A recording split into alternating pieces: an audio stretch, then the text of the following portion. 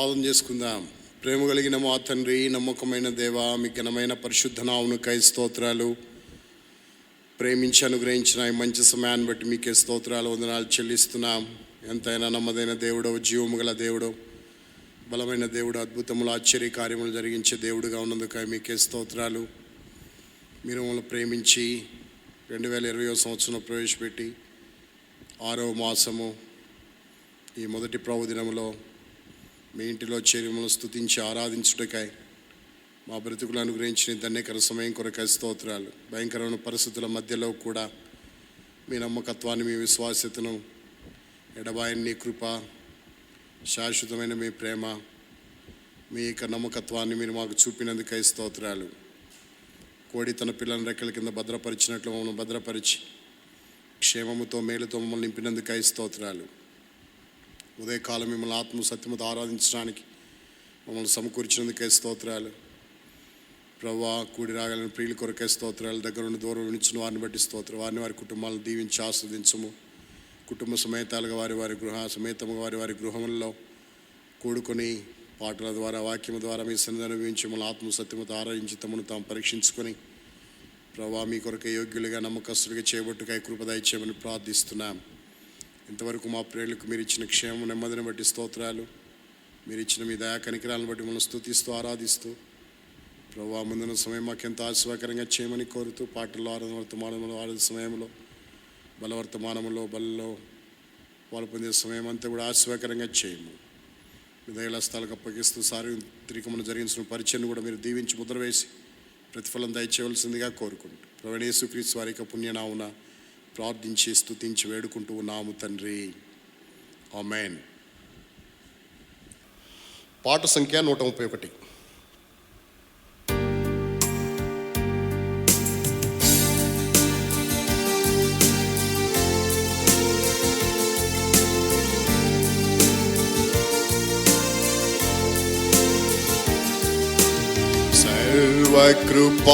సర్వకృపానిధియగు ప్రభువా, సకల చరాచర సంతోషమా. సర్వకృపానిధియగు ప్రభువా, సకల చరాచర సంతోషమా. స్తోత్రము చేసి స్తుతించెదము, సంతసముగా నిన్ను పొగడెదము. స్తోత్రము చేసి స్తుతించెదము, సంతసముగా నిన్ను పొగడెదము. హల్లెలూయా, హల్లెలూయా, హల్లెలూయా, హల్లెలూయా, హల్లెలూయా అని పాడెదను. ఆనందముతో సాగెదను, ఆనందముతో సాగెదను. ప్రేమించి నన్ను వెదకితివి, ప్రీతితో నన్ను రక్షించితివి. ప్రేమించి నన్ను వెదకితివి, ప్రీతితో నన్ను రక్షించితివి. పరిశుద్ధముగా జీవించుటకై పాపిని నన్ను కరుణించితివి. పరిశుద్ధముగా జీవించుటకై పాపిని నన్ను కరుణించితివి. హల్లెలూయా, హల్లెలూయా, హల్లెలూయా, హల్లెలూయా, హల్లెలూయా అని పాడెదను.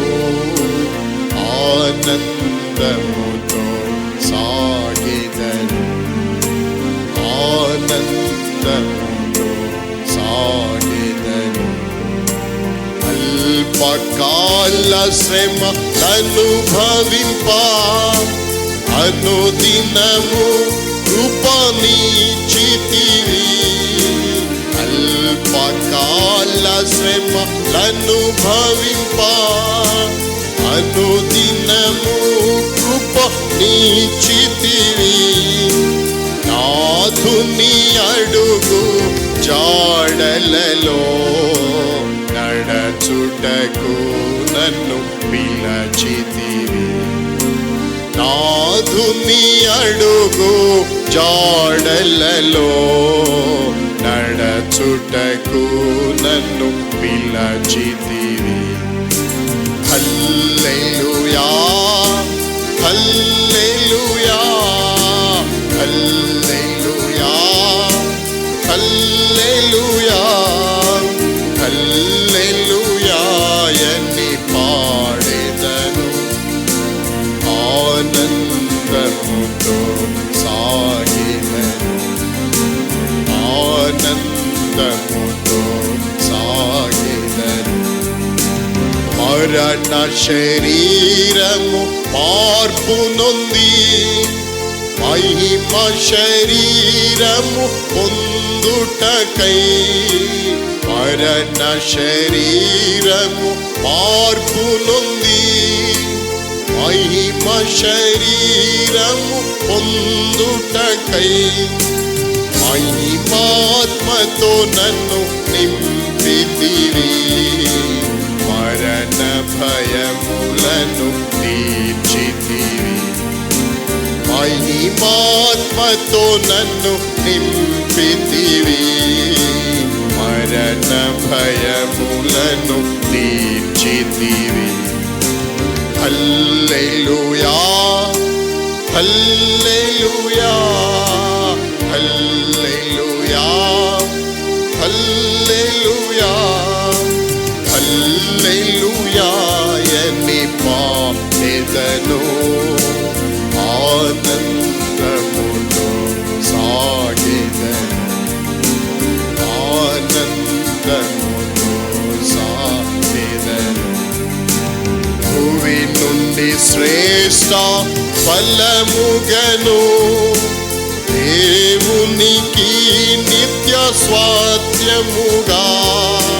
భూమి నుండి శ్రేష్ఠ ఫలముగను దేవునికి నిత్య స్వాస్థ్యముగా.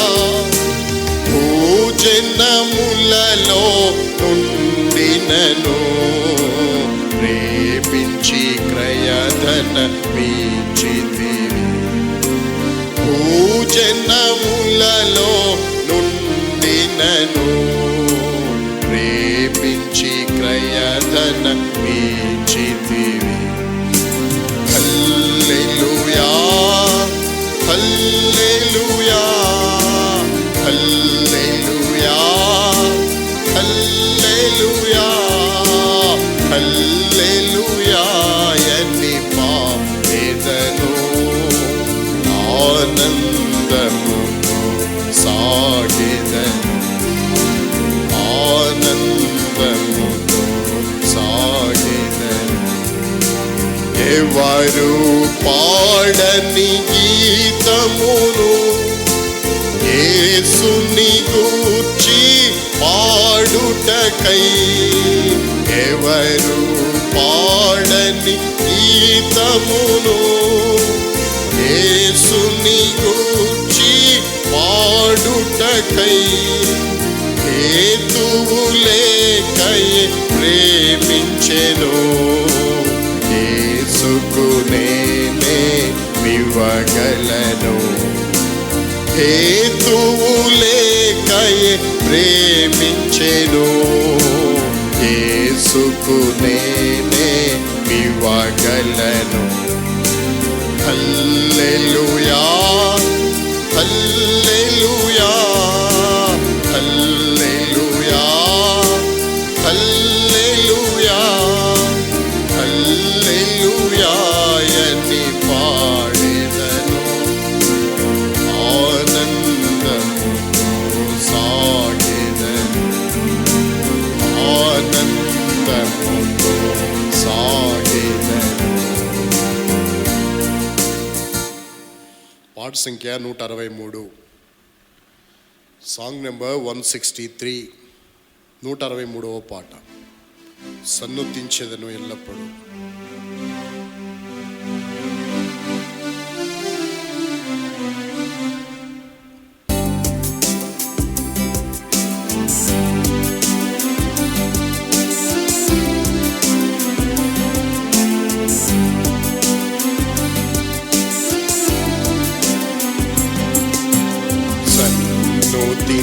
సన్నుతించెదను ఎల్లప్పుడూ, సన్నుతించెదను ఎల్లప్పుడూ.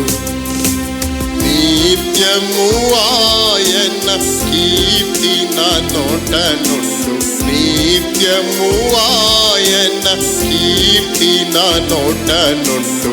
సన్నుతించెదను ఎల్లప్పుడూ, సన్నుతించెదను ఎల్లప్పుడూ. యెహోవాకు ప్రార్థించగా నా భయమంతా తొలగించెను. యెహోవాకు ప్రార్థించగా నా భయమంతా తొలగించెను. శ్రమలన్నిటిలో నాతో నుండి, శ్రమలన్నిటిలో నాతో నుండి చేరదీసి నన్ను ఆదరించే. ఆరాధించెద ఎల్లప్పుడూ, సన్నుతించెదను ఎల్లప్పుడూ, సన్నుతించెదను ఎల్లప్పుడూ. జీవితమంతా పాడుచుందును నీ మేలులకు ఓ ప్రభువా. జీవితమంతా పాడుచుందును నీ మేలులకు ఓ ప్రభువా.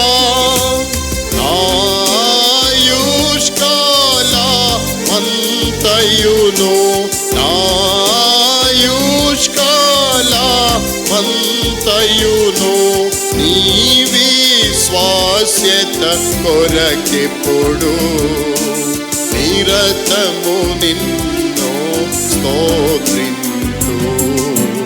సన్నుతించెదను ఎల్లప్పుడూ, సన్నుతించెదను ఎల్లప్పుడూ. మహోన్నతమైనది నీదు మహిమా, ఘనత ప్రభావము గల ప్రభువా. మహోన్నతమైనది నీదు మహిమా, ఘనత ప్రభావము గల ప్రభువా. తన్నివి తీరగా నిన్ను పూజింతు, తన్నివి తీరగా నిన్ను పూజింతు. తరగని నీ కార్యములకై తప్పక నిన్ను స్తుతింతు. సన్నుతించెదను ఎల్లప్పుడూ, సన్నుతించెదను ఎల్లప్పుడూ. నీ సంకల్పమును నెరవేర్చి నడిపించితివి ఘనముగను. నీ సంకల్పమును నెరవేర్చి నడిపించితివి ఘనముగను. నాకు ప్రభుడవై నా కాపరివై, నాకు ప్రభుడవై నా కాపరివై నా జీవితములో ఉన్నావు. నిజముగా నిన్ను పొగడెదను.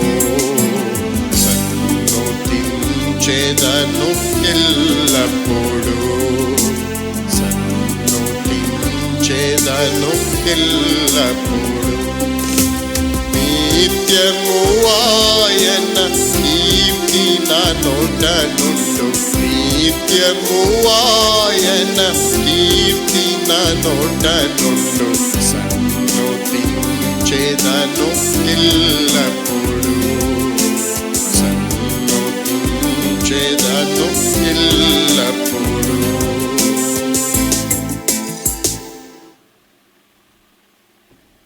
దేవుని యొక్క వాక్యములో నుండి ఒక మాటను చదువుకొని ఆరాధనలో మనం ప్రవేశిస్తాం. కీర్తన గ్రంథము 18వ అధ్యాయము, సామ్ 18 శీర్షిక మరియు మొదటి 2 వచనాలను మనం చదువుకుందాం. శీర్షికను మొదటి 2 వచనాలను మనము కలిసి చదువుకుందాం. ప్రధాన గాయకునికి యెహోవా దాసుడైన దావీదు కీర్తన. అతని శత్రువులందరి చేతిలో నుండి, సౌలు చేతిలో నుండి యెహోవా అతన్ని తప్పించిన దినమున దావీదు ఈ గీతవాక్యములను చెప్పి యెహోవాను స్తోత్రించి అతడు ఇట్లనెను: యెహోవా నా బలమా, నేను నిన్ను ప్రేమించున్నాను. యెహోవా నా శైలము, నా కోట, నన్ను రక్షించువాడు, నా కేడెము, నా రక్షణ శృంగము, నా ఉన్నత దుర్గము, నా దేవుడు, నేను ఆశ్రయించి ఉన్న నా దుర్గము. చదువుని భాగాన్ని ప్రభువున కొరకాయ దీవించునుగాక. భక్తుడైనటువంటి దావీదు తన జీవితంలో దేవుడు చేసిన కార్యమును బట్టి ఈ కీర్తన రచించినాడు. తన శత్రువులందరి చేతిలో నుండి, సౌలు చేతిలో నుండి తప్పించబడిన దినాన దావీదు భక్తుడు ఈ కీర్తనను రచించినాడు. ఈ స్తోత్ర గీతవాక్యములను ఎత్తి ప్రభువును స్తోత్రించాడు. వాస్తవంగా దావీదు ఈ గీతవాక్యములను ఎత్తి స్తోత్రించడానికి గల కారణం ఏమిటంటే, ప్రభు తన విషయంలో చేసిన మేలును బట్టి ప్రభువుని స్తోత్రించినట్లు చూస్తాం. అందుకే గత వారాలలో మనము ఏ విధంగా ప్రభువుని స్తోత్రించినాడు, ఏ మాటల చేత ప్రభువును స్తోత్రించినాడు అనే విషయాలను ఒక్కొక్కటిగా ధ్యానించి ప్రభువును ఆరాధించుట్లో ప్రభు కృప చూపుతూ వచ్చినాడు. అందుకే నా బలమా అని, లార్డ్ ఈజ్ మై స్ట్రెంగ్త్, దేవుడు నా బలము అని ప్రభువును ఆరాధించినట్లు, నా శైలము అని ఆరాధించినట్లు, నా కోట అని ఆరాధించినట్లు, నా కేడెము అని ఆరాధించినట్లు, నా రక్షణ శృంగము అని ఆరాధించినట్లు, నా ఉన్నత దుర్గము అని ఆరాధించినట్లు, ఈ దినాన మనము నా దేవుడు అనే మాటను గూర్చి ధ్యానించి ప్రభువును ఆరాధిస్తాం. నా దేవుడు, లార్డ్ ఈజ్ మై గాడ్. దేవుడు, ప్రభువు నాకు దేవుడై ఉన్నాడు. ఆయన దేవుడు, బలము, శైలము, కోట, కేడెము, రక్షణ శృంగము, ఉన్నత దుర్గమని పిలిచినటువంటి ఆ ప్రభుని ఇప్పుడు అంటాడు, ఆ దేవుడు, ఆ ప్రభువు నాకు, ఆ యెహోవా దేవుడు అని చెప్పగలిగినట్లు మనం చూస్తాం. దేవుడు అనే పదాన్ని ఎత్తి ప్రభువును స్తోత్రించినాడు. దేవుడు అనే మాట చాలా మహాసముద్రం. అది దాన్ని ధ్యానం చేయాలంటే చాలా కాలం పడుతుంది. అయినను ఈ దేవుడనే మాటను మనము కొన్ని విషయాలు ఈరోజు ఆరాధన కొరకై మనం చూచి ప్రభువును ఆరాధిస్తాం. దేవుడనే మాటను గురించి బైబిల్ గ్రంథం మనం చూస్తే, ఆరంభములో దేవుడు భూమి ఆకాశములను, ఆది యందు దేవుడు భూమి ఆకాశము సృజించడని బైబిల్ ప్రారంభములోనే దేవుడితో ప్రారంభమైంది. రెండవదిగా ప్రకటన గ్రంథము చివరి 22వ అధ్యాయము చివరి వచనములో కూడా యేసు క్రీస్తు కృప మీ అందరికీ తోడై ఉండునుగాక అని యేసు క్రీస్తు ప్రభు అనే మాటతో ఆ యొక్క బైబిల్ గ్రంథం ముగించబడుతూ వచ్చింది. అంటే ప్రారంభము దేవుడు, ముగింపు దేవుడు. బైబిల్ గ్రంథములో దేవుని యొక్క ప్రాముఖ్యత, ప్రాశస్త్యము ఎంతో విస్తారంగా ఈ బైబిల్లో మనం చూడగలిగే వారమై ఉంటున్నాం. అందుకే దేవుడు అనే మాటను కనుక మనం తీసుకుంటే, దావీదు చెప్పిన మాట ప్రకారంగా నా దేవుడు, నా దేవుడు అని చెప్పాడే, అది వ్యక్తిగతమైనది. దేవునికి అతనుకున్న సంబంధం అంటే దేవుడు నా సొంతం అన్నట్లు చెప్తున్నాడు. నా దేవుడు, వారి దేవుడు అని చెప్పట్లేదు, మన దేవుడు అని చెప్పట్లేదు, నా దేవుడు. అంటే ఈ దేవుడు నాకు వ్యక్తిగతంగా నా సొంతం, నా దేవుడు. అందుకే దేవుడు మన సొంతమైనట్లు వ్యక్తిగతమైన అనుభవము దావీదు అంతగా అనుభవించి ఫీల్ అవటానికి గల కారణం ఏంటో ఈరోజు మనం ధ్యానించే వారం అంటున్నాం. సౌండ్ బాగా రీసౌండ్ వస్తుంది చూడు, రీసౌండ్ వస్తుంది కొద్దిగా.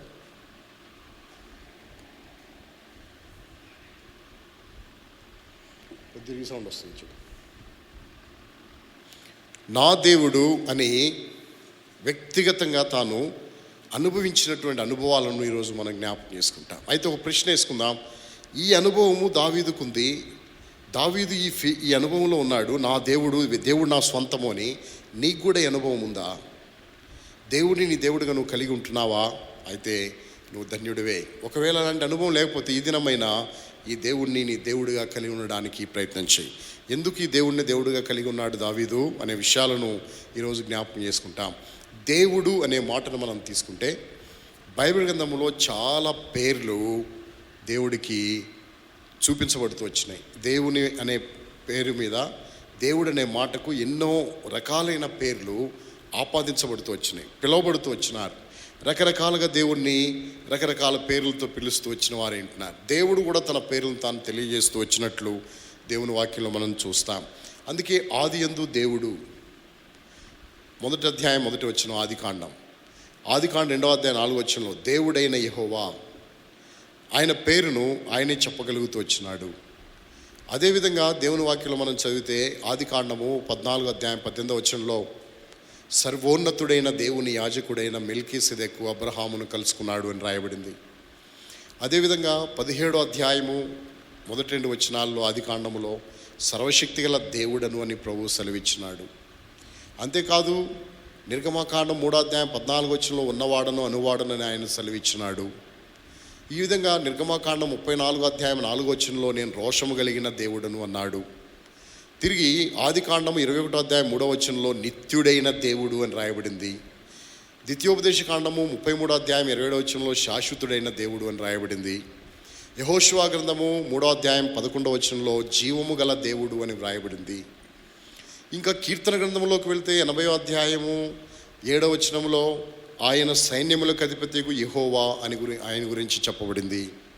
ఇంకా మనము దేవుని యొక్క వాక్యం ఇంకా ఇలా చదువుకుంటూ వెళ్తూ ఉంటే ఎన్నో పర్యాయాలు ఎన్నో విషయాలు దేవుని గురించి రాయబడుతూ వచ్చినాయి. అంతేకాదు యోనా భక్తుడు ఒక మాట అంటాడు. ఏమంటాడు తెలుసా?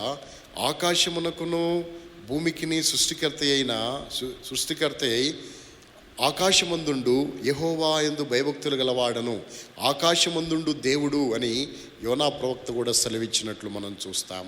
తిరిగి రోమాపత్రిక 9వ అధ్యాయం 5వ వచనంలో మనం చదివితే సర్వాధికారి అయిన దేవుడు అని రాయబడింది. కీర్తన గ్రంథం 99వ అధ్యాయము 9వ వచనంలో మనం చదివితే పరిశుద్ధ దేవుడు అని రాయబడింది. తిమోతికి రాసిన మొదటి పత్రిక 6వ అధ్యాయం 15వ వచనం చూస్తే శ్రీమంతుడు అని రాయబడింది.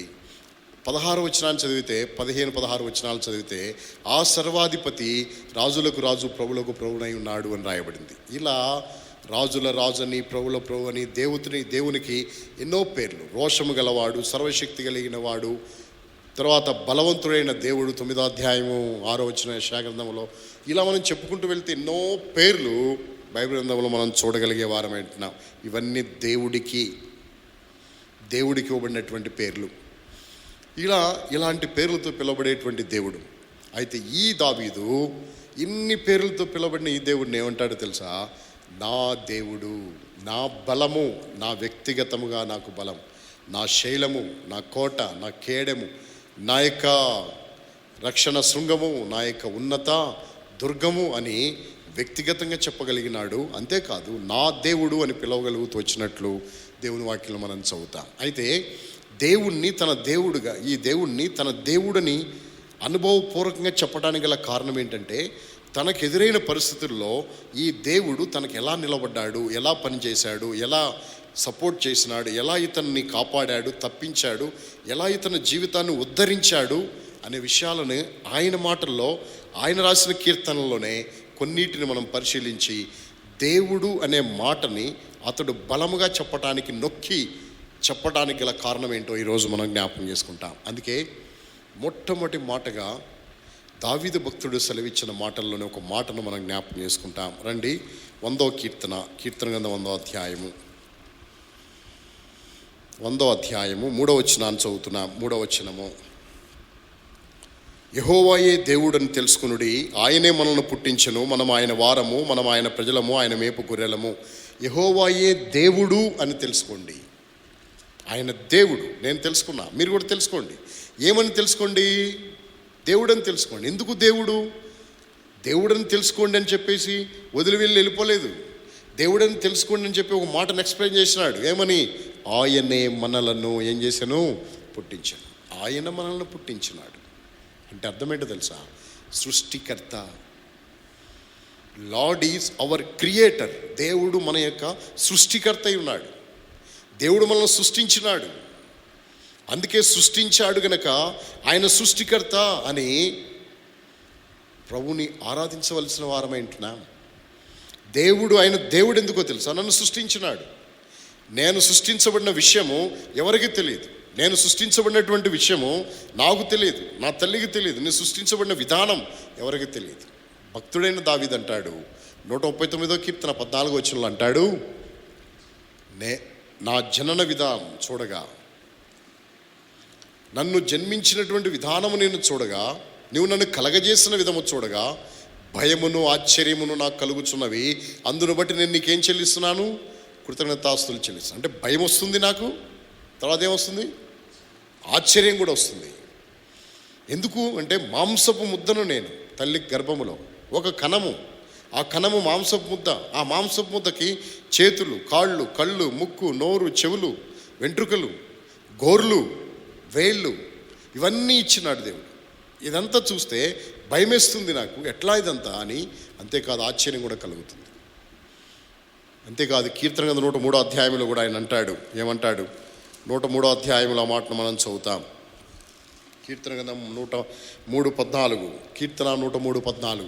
మనము నిర్మింపబడిన రీతి ఆయనకు తెలిసే ఉన్నది. మనము ఎలా నిర్మించబడ్డామో మన నిర్మాణం యొక్క రీతి విధానము ఆయనకి తెలుసు. అందుకే 119:73 అంటాడు. కీర్తన గ్రంథం 119వ అధ్యాయం 73వ వచనంలో, నీ చేతులు నన్ను నిర్మించి నాకు రూపును ఏం చేసినవి? ఏర్పరిచినవి.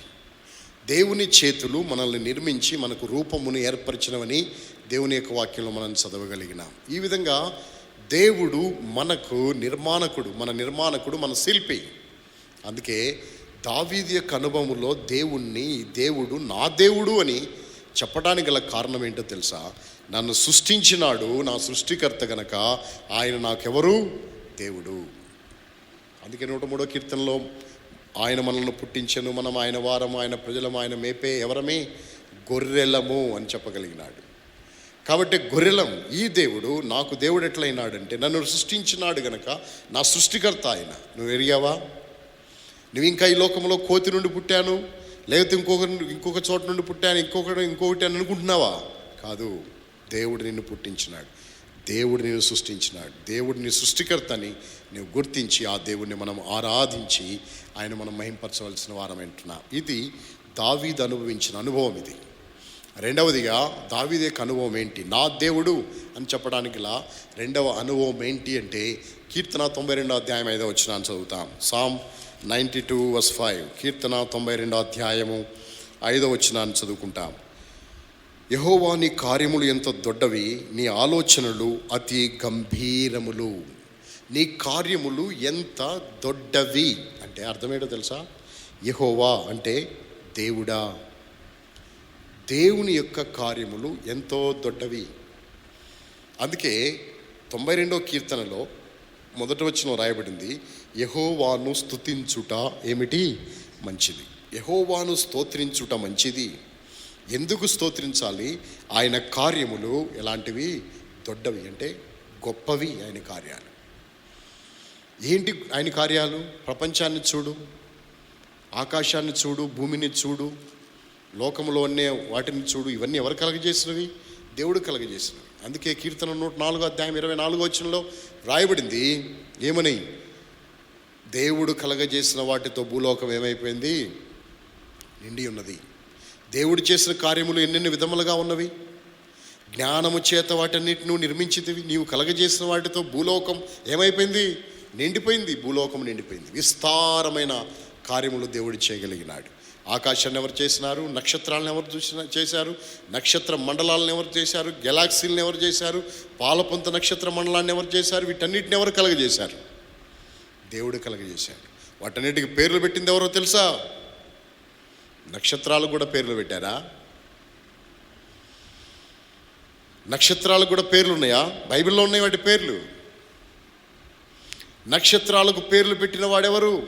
అందుకే కీర్తన 147 అధ్యాయంలో ఒక మాట మనం చదువుతాం. సామ్ 147, కీర్తన 147:4. నక్షత్రముల సంఖ్యను ఆయన నియమించి ఉన్నాడు, వాటి కన్నీయు పేర్లు పెట్టించున్నాడు. నక్షత్రాల సంఖ్య నీవు నేను లెక్కిస్తామా? అబ్రహామా, లెక్కించలేకపోయినాడు అబ్రహాం. శాస్త్రవేత్తలు ఈ దినం లెక్కించగలిగినారు. ఇన్ని కోట్ల నక్షత్రాలు నేను ఖచ్చితమైన ఫిగర్ చెప్పగలరా నక్షత్రాల సంఖ్యను? ఆయనకు తెలుసు నక్షత్రముల సంఖ్య. వాటికి పేర్లు పెట్టిన వాడు ఆయన గనక వాటి సంఖ్య ఎంతో ఆయనకు తెలుసు. అందుకే మనం కూడా పాడుకుంటాం, నక్షత్రముల సంఖ్యను ఆయన నియమించెను. నక్షత్రముల సంఖ్యను ఆయన నియమించెను. వాటి కన్నీయు పేరులో పెట్టుచున్నవాడని. వాటి కన్నీయు పేరులో పెట్టుచున్నవాడని.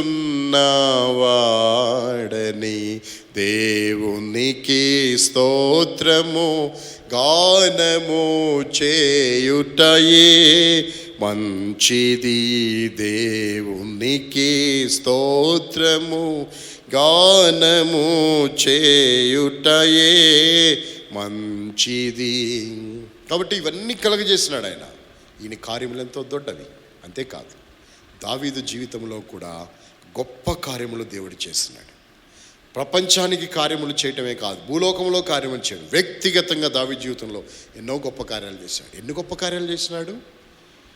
సింహము దగ్గరికి సింహం వస్తే సింహాన్ని చంపుట్లో దేవుడు సహాయపడి విడిపించినప్పుడు అది దేవుడు చేసిన గొప్ప కార్యం కాదా? అందుకే దావీదు అన్నాడు సౌలు దగ్గర నిలబడి, రాజా, నా తండ్రి మందను మేపుచుండగా సింహము ఎలుగుబంటి వచ్చి మందలో నుండి గొర్రెను గొర్రె పిల్లను ఎత్తుకొని పోవచ్చుండగా నేను దాన్ని తరిమి దాన్ని చంపి దాని గొంతు చీల్చి చంపి దాని నోటి నుండి నేనేం విడిపించాను? గొర్రెను విడిపించి తిని. సింహం యొక్క బలము నుండి, ఎలుగుబంటి యొక్క బలము నుండి నన్ను విడిపించిన ఆ దేవుడు ఈ ఫిలిస్తీని చేతిలో నుండి కూడా రక్షిస్తాడు. అంటే దేవుడు చేసే కార్యాలు అంత గొప్పవి. అంత గొప్ప కార్యములు దావీదు పక్షంగా చేసినాడు. అందుకనే దేవుడు గొప్ప కార్యములు చేయవాడు. అంటే a wonder working God. A God అయినా ఆశ్చర్య కార్యం, అద్భుతమైన కార్యములు చేయగలిగిన ఏ వండర్ వర్కింగ్ గాడ్. అద్భుత కార్యములు, ఏ గ్రేట్ వర్కర్ దేవుడు. అద్భుతంగా పని చేయగలిగినటువంటి దేవుడు, విస్తారంగా గొప్ప కార్యములు చేయగలిగినటువంటి దేవుడు. అందుకే దావీదే అనుభవం ఏంటో తెలుసా? యెహోవా నీ కార్యములు దొడ్డవి. ఎంత గొప్ప కార్యాలు చేస్తాడు. 66వ కీర్తనలో ఒక మాట చదువుతాం. చదవండి, కీర్తన 66:3. కీర్తన 66వ అధ్యాయం 3వ వచనం. ఇలాగు దేవునికి స్తోత్రము చెల్లించుడు, నీ కార్యములు ఎంతో భీకరమైనవి. నీ కార్యములు ఎంతో ఎలాంటివి? భీకరమైన కార్యాలు. కాబట్టి భీకర కార్యాలు చేసే దేవుడు నా పక్షంగా భీకరమైన కార్యాలు చేసినాడు. ఎన్నెన్ని గొప్ప కార్యాలు దేవుడు నా పక్షంగా చేసినాడు. అందుకే నేను దేవుడిని స్తోత్రిస్తున్నాను. నా దేవుడు అని నేను స్తోత్రిస్తున్నాను. నన్ను సృష్టించినాడు, అందుకే నేను ఆయన్ని నా దేవుడని స్తోత్రిస్తాను. నా పక్షంగా భీకరమైన దొడ్డవైన కార్యములు చేసినాడు, అందుకే నా దేవుడు అని నేను ఆయన్ని స్తోత్రిస్తాను. మూడవదిగా ఏం చేశాడని, దేవుడు ఎలాంటి దేవుడని అనుభవించినాడా మనుషుడు. రండి చదువుతాం, దేవుని వాక్యంలో ఉండి ఆ మాటను చదువుతాం. కీర్తన 23వ అధ్యాయం 1వ వచనాన్ని చదువుతాం. కీర్తన గ్రంథం 23వ అధ్యాయం 1వ వచనం. మొదటి వచనాన్ని చదువుతాం. యెహోవా నా కాపరి, నాకు లేమి కలుగదు. యెహోవా నాకెవరు? దేవుడు మూడవదిగా నాకెవరని చెప్తున్నాడు? కాపరి. నా దేవుడని చెప్తున్నాడే, ఆ దేవుడు ఈయనకెవరు? కాపరి. కాపరి చేసే పని ఏంటో తెలుసా? మేపుట, కాయుట. ప్రభు సెలవిచ్చినాడు, యోహాను కుమారుడైన సీమోను, వీరందరికీ నువ్వు ఎక్కువ ప్రేమిస్తున్నావా? నీకే తెలియను. యోహాను కుమారుడైన సీమోను, వీరందరికీ నన్ను ఎక్కువ ప్రేమిస్తున్నావా? అలా 3 పర్యాయాలు ప్రభు అన్నాడు. 3 పర్యాయాలు నీకే తెలియను, వ్యసన పడుకుంటూ సమస్తం ఎరిగిన వాడు అని జవాబు చెప్పినాడు. అప్పుడు 3 పర్యాయాలు ప్రభు కుమారుడు చెప్పినాడు, నా గొర్రెలను మేపము, నా గొర్రె పిల్లలను కాయము, నా గొర్రెలను మేపము. మేపుట, కాయుట గొర్రెల కాపరి యొక్క పని. ఈనాడు మన జీవితాల్లో గొర్రెలను మేపాలి, కాయాలి. అందుకే కాపరి యొక్క లక్షణము మేపుట, కాయుట. అలాగే దావీదు కూడా ఒక కాపరి, మంచి కాపరి. దావీదు ఎంత గొప్ప కాపరో తెలుసా? అందరి కాపరిలోకెల్లా శ్రేష్టమైన కాపరి ఎవరు? దావీదు. ఎందుకో తెలుసా? ఒక గొర్రెను కాపాడటానికి, తన మందలో ఏ గొర్రెను వదులుకోవడానికి దావీదుకి ఇష్టం లేదు. తన గొర్రెను కాపాడటానికి సింహం వెంట పరిగెత్తి, ప్రాణాలకు తెగించి, సాహసించి, ధైర్యం చేసి సింహాన్ని చంపి గొర్రెను బయటికి తీసుకొచ్చినాడు. అంటే గొర్రె కొరకు ప్రాణం ఇవ్వటానికి కూడా తెగించి వెళ్ళిన కాపరి దావీదు. ఎంత గొప్ప కాపరి దావీదు. కాబట్టి ఈ కాపరి గొప్ప కాపరి దావీదు. కాపరులందరినీ మనం ఒక చోట పెట్టి ర్యాంకులు ఇస్తే మొట్టమొదటి ర్యాంక్ ఎవరికి ఇస్తాం? మొట్టమొదటి ర్యాంక్ ఎవరికి ఇస్తాం? దావీదుకి ఇస్తాం. ఎందుకో తెలుసా? హేబేలు కాపరి, తర్వాత యాకోబు కాపరి, రాహేలు కాపరి, సిపోరా కాపరి, తర్వాత మోషే కాపరి, దావీదు కాపరి, ఇంకెంతోమంది కాపరులు. యోసేపు యొక్క అన్నలందరూ కాపరులే. ఇంకా ప్రపంచంలో ఎంతోమంది మన కంటికి ప్రతిరోజు ఉదయకాలం కనబడే కాపరులు ఎంతోమంది ఉంటారు. వీళ్ళందరి కాపరులను అందరిని పోగు చేసి ఒక పక్కన పెడితే మొట్టమొదటి ర్యాంక్ ఎవరికి ఇస్తా అంటే దావీదుకి ఇస్తా. ఎందుకో తెలుసా? సింహం వశంలో నుండి తన గొర్రెను కాపాడటానికి ప్రాణాలు ఒడ్డి వెళ్ళిన మనుషుడు. అయితే ఆయన ప్రాణం పెట్టలేదు. ఆ లెక్కను చూస్తే నేను గొర్రెలకు మంచి కాపరి గొర్రెల కొరకు ప్రాణం పెట్టును అని చెప్పి ప్రాణాన్ని పెట్టి తన ప్రాణాన్ని ప్రాణంగా అర్పించిన ప్రభువు యేసుక్రీస్తు వారికి ఏ ర్యాంక్ ఇస్తావు? Great rank, first rank. దావీదుకి ఫస్ట్ ర్యాంక్ అయితే ప్రభువు యేసుక్రీస్తు వారు దావీదు కంటే గొప్పవాడు. ప్రాణం పెట్టినాడు. ఆయన ఇంకా ప్రాణం ఇవ్వలేదు. ధైర్యం చేసి వెళ్ళాడు. ఈయన ధైర్యం చేసి ప్రాణాన్ని అర్పించినాడు. అందుకే గొప్ప కాపరి మన ప్రభు, మంచి కాపరి, ప్రధాన కాపరి మన ప్రభు, ఆత్మల కాపరి మన ప్రభు. అందుకే మన ప్రభు మనకు కాపరి. దావీదు కూడా కాపరిగా ఉండి కాచినాడు. రాత్రి పగళ్ళు కాచాడు. పగలు మేపినాడు, రాత్రి కాచాడు. పగల ఎండ దెబ్బ, రాత్రి వెన్నెల దెబ్బ తగలకుండా ఆయన్ని ప్రాణమును కాపాడును. ఇశ్రాయేలును కాపాడువాడు కునుకడు, నిద్రపోడు. అందుకే ఇలా కాచుకుంటా వచ్చాడు నన్ను ఇన్ని సంవత్సరాలు. నా తల్లి గర్భమును పడింది మొదలుకొని ఇంతవరకు నా కాపరిగా నన్ను కాస్తూ వచ్చినాడు. అందుకే యెహోవా నా కాపరి. కాపరినే ఈయన నాకెవరో తెలుసా? దేవుడు, నా దేవుడు. 4వ లక్షణాన్ని గురించి చెప్పుకుంటాం. దేవుని వాక్యంలో ఉండి మొట్టమొదటి లక్షణము సృష్టికర్త. నా దేవుడని పిలుస్తున్నాడే, ఆయన సృష్టికర్త. 2 గొప్ప కార్యములు చేసిన వాడు. 3 కాపరి, నా కాపరి. 4వ లక్షణం ఏంటి అంటే 96:10 కీర్తన గ్రంథము 96వ అధ్యాయం 10వ వచనాన్ని చదువుకుంటాం. కీర్తన 96:10. సామ్ 96:10. కీర్తన 96:10. యెహోవా రాజ్యము చేయుచున్నాడు, లోకము కదలకుండా స్థిరపరచబడినది. న్యాయమును బట్టి ఆయన జనములను పరిపాలన చేయును. న్యాయమును బట్టి జనములను పరిపాలన చేయును. న్యాయము చేసే దేవుడు. లోకములో న్యాయము లేదు. ఎక్కడికెళ్ళు అన్యాయమే, ఎవరిని చూడు అన్యాయమే. అది లోకములో అన్యాయమే. లోకములో కాదు, దేవుని ప్రజల మధ్య కూడా అన్యాయమే. ఎన్ని రకాలైన పరిస్థితుల్లో చూడు అన్యాయమే. న్యాయం ఎక్కడుంది? దేవుడు ఒక్కడే న్యాయము కలిగిన న్యాయాధిపతి. ఆయన మాత్రమే న్యాయముగా పరిపాలన చేస్తాడు. అన్యాయము చేయుట నీ దేవునికి ఏం కాదో తెలుసా? చేత కాదు. బైబిల్లో నేను ఇంకా దేవుడి గురించి చెప్తూ దేవుడు చేసేవేంటి, దేవుడు చేయనివేంటి అని చెప్పాలనుకున్నాను. వాస్తవంగా అవి చెప్తూ పోతే మనకి ఈ నెలంతా సరిపోద్ది. కాబట్టి దాని జోలికి నేను పోలేదు. వాస్తవంగా దేవుడు అబద్ధం ఆడడు. ఎందుకో తెలుసా? ఆయన నరుడు కాదు. ఆయన పశ్చాత్తాపడడు, నరుడు కాదు. ఆయన దుష్కార్యము చేయడు, సర్వశక్తుడు. ఆయన అన్యాయము చేయడు, సర్వశక్తుడు ఆయన. కాబట్టి ఆయన ఈ పనులేమి చేయలేడు, మిగతా అన్నీ చేస్తాడు ఆయన. అలాంటి దేవుడు. ఆయన చేసేటువంటి కార్యములన్నీ సంపూర్ణమే, అలా దేవుడు సంపూర్ణంగా సమస్తాన్ని జరిగించే దేవుడై ఉంటున్నాడు. కాబట్టి ఇక్కడ దేవుని వాక్యం మనం చదువుతున్నాం, న్యాయము చేసే దేవుడు. ఏం చేస్తాడు? న్యాయము. ఎలా చేస్తాడు న్యాయము? దేవుని వాక్యములో ఆయన ఎలా న్యాయాన్ని జరిగిస్తాడు? దావీదు న్యాయకర్త, దేవుడు న్యాయమును జరిగించేవాడు, న్యాయముగా పరిపాలన చేస్తాడు అని దావీదు దేవుడిని నమ్మాడు. నమ్మిన మాట నిజమేనా? దావీదు జీవితంలో నిజంగా న్యాయం జరిగిందా? నిజంగా దేవుడిని, ఈ దేవుడు నా దేవుడు అని చెప్పాడే, నా దేవుడు అని చెప్పిన ఆ దేవుడు ఈయనకి న్యాయం చేశాడా? చూద్దాం రండి, న్యాయం చేసినాడా లేదా.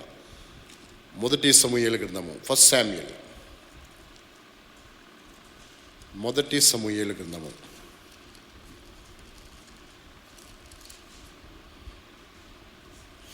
24వ అధ్యాయం, 24వ అధ్యాయం. ఫస్ట్ శామ్యూయల్ చాప్టర్ 24, మొదటి సమూయేలు గ్రంథము, సమూయేలు మొదటి గ్రంథం 24వ అధ్యాయం. 24వ అధ్యాయము 11, 12 వచనాలు నేను గమనించండి. 11, 12 వచనాలు, 11 and 12 verses. 11, 12. నా తండ్రి చూడుము, ఇదిగో చూడుము, నిన్ను చంపక నీ వస్త్రపు చెంగు మాత్రమే కోసి తిని గనుక నా వల్ల నీ కీడు ఎంత మాత్రము రాదనియు, నాలో తప్పిదం ఎంత మాత్రము లేదనియు నీవు తెలుసుకునవచ్చును. నీ విషయమై నేను ఏ పాపమును చేయని వాడనై ఉండగా నీవు నా ప్రాణము తీయవలెనని నన్ను తరుముచున్నావు. నీకును నాకును మధ్య యెహోవా న్యాయం తీర్చును. యెహోవా నా విషయమై పగ తీర్చును గాని నేను నిన్ను చంపను. తిరిగి ఇంకో మాట కూడా మనం చదువుకుంటాం రండి. 15వ వచనం, యెహోవా నీకును నాకును మధ్య న్యాయాధిపతి తీర్పు తీర్చును గాక. ఆయనే సంగతి విచారించిన పక్షమున వ్యాజ్యమాడి నీ వశము కాకుండా నన్ను నిర్దోషినిగా తీర్చునుగాక. కాబట్టి ఈ వచనాల్లో మనం చదివిన భాగం ఏంటి అంటే, దావీదు భక్తుడు సౌలుతో మాట్లాడుతున్నాడు. ఏంటి, ఎందుకు సౌలుతో మాట్లాడే సందర్భం ఎట్లొచ్చింది? సౌలుతో దావీదు పారిపోయినాడు, ఎక్కడెక్కడో దాక్కుంటున్నాడు. దావీదు ఒక అరణ్యములో ఉన్నాడు. ఆ ఏ అరణ్యం అంటది? ఎన్గెది అరణ్యము. ఎన్గెది అరణ్యములో కర్పూరం బాగా పండించవచ్చు. ఎందుకంటే షులమిత్ అంటది, నా ప్రియుడు ఎన్గెది అరణ్యములోని కర్పూర పూగుత్తులతో సమానుడు. దేవుని వాక్యం నుండి పరమగీతము మొదటి అధ్యాయం,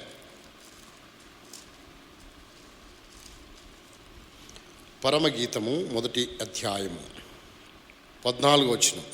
14వ వచనం చదువుతాం. మొదటి అధ్యాయం 14వ వచనం.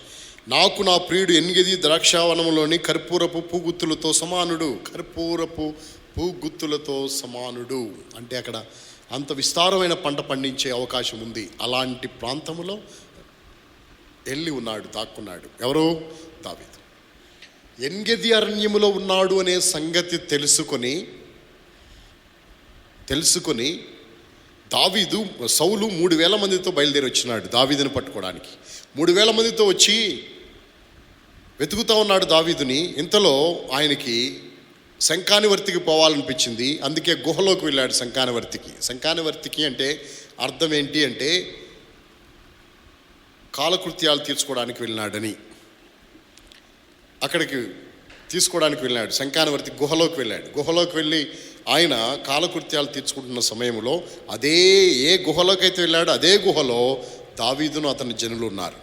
ఇప్పుడు దావీదుతో ఉన్న జనులు, దావీదు వెంట ఉన్నటువంటి ఆ ప్రజలు అంటారు, దావీదు ఇదిగో దేవుడు నీకు మంచి అవకాశం ఇచ్చినాడు, నీ శత్రువు నీ ఎదురుగా నీ చేతులకు అప్పగించినాడు, దేవుడు అప్పగించాడు కనుక నువ్వు వెళ్ళి వాడిని పొడిచి చంపేసాయి. ఆ శత్రువుని చంపేస్తే ఇక నీకు సమస్యలే ఉండవు, నువ్వు హాయిగా సుఖంగా బ్రతకొచ్చు. కాబట్టి నువ్వు చంపేయి, ఇది దేవుడిచ్చిన అవకాశం, నువ్వు వదులుకోవద్దు, నువ్వు వెళ్ళి చంపు అని అతన్ని అందరూ ప్రోత్సహించిన దావీదు వెళ్ళి చంపలేదు. వెళ్ళాడు, శబ్దము చేయకుండా వెళ్ళాడు. అతని పై వస్త్రాన్ని కోశాడు కానీ అతనికి ఏ హాని చేయలేదు. అతడు శంఖానివర్తి ముగించుకొని బయటకు వచ్చేసాడు. బయటకు వచ్చిన తర్వాత అప్పుడు దావీదు కూడా బయటకు వచ్చి, నా తండ్రి చూడుము, దేవుడు నిన్ను నా చేతికి అప్పగించినాడు, నిన్ను చంపొచ్చు నేను, ఎందుకంటే నువ్వు నన్ను చంపడానికి వస్తున్నావు కాబట్టి నేను నిన్ను చంపేస్తే నేను ఫ్రీగా ఉంటాను. కానీ యెహోవా అభిషేకించిన వానికి ఏ హాని చేయకూడదు, యెహోవా అభిషేకించిన వాడిని జోలికి రాకూడదు, యెహోవా అభిషేకించిన వాడిని చంపకూడదు. అందుకే నిన్నేం చంపలేదు. ఎందుకో తెలుసా? దేవుడు న్యాయం చేస్తాడు. నీకు నాకు న్యాయవాది అయి, న్యాయాధిపతి అయి, న్యాయకర్త ఆయన న్యాయం తీరుస్తాడు. నా పక్షం ఉండి నీ వశము కాకుండా ఆయన నన్ను రక్షిస్తాడు అని దేవునికి తన వ్యాజ్యాన్ని అప్పగించి, దేవునికి తన సమస్యను అప్పగించి, శత్రువు ఎదురుగా వచ్చి నిలబడిన చంపడానికి అవకాశము ఉన్న చేతికే చిక్కిన దావీదు ఉపయోగించుకోలేదు. కారణం దేవుడికి అప్పగించినాడు. దేవుడు న్యాయం తీర్చాడు. మరి దేవుడు న్యాయం తీర్చినాడా? కొంతకాలం శ్రమపడినా తర్వాత న్యాయం తీర్చినాడు దేవుడు. ఎట్లాగో తెలుసా? కొంతకాలమైన తర్వాత దేవుడు న్యాయం తీర్చినాడు. ఎవ్వరు చంపలేదు, దేవుడే కలగజేసుకున్నాడు. ఎలా కలగజేసుకున్నాడు? ఆ మాట మంచి మాట అంటాడు. ఏమంటాడో తెలుసా? 12వ వచనాన్ని చదువుతున్నా. నీకును నాకును మధ్య యెహోవా న్యాయం తీర్చును. యెహోవా నా విషయమై పగ తీర్చునుగా నేను నిన్ను చంపను. పూర్వీకులు సామ్యము చెప్పినట్లు దుష్టుల చేతనే దౌష్ట్యము పుట్టును కానీ నేను నిన్ను చంపను. నేను నిన్ను ఏం చేయను? చంపను. నేను నిన్ను చంపను. దేవుడే చూసుకుంటాడు. దుష్టుల చేతనే దౌష్ట్యం పుడుతుంది కాబట్టి నేను నిన్ను చంపను. ఎవరి దుష్టత్వం వాళ్ళు తినేస్తుంది, నేను చంపను అనుకున్నాడు. వాస్తవంగా దావీదు సౌలుకి ఎంత మేలు చేసినాడు. ఎంత మేలు చేశాడంటే అతనికి దయ్యం పడితే వదిలిచ్చింది దావీదు. అతనికి ఆయుధాలు మోసింది దావీదు. అతని సైన్యంలో సహస్రాధిపతి దావీదు.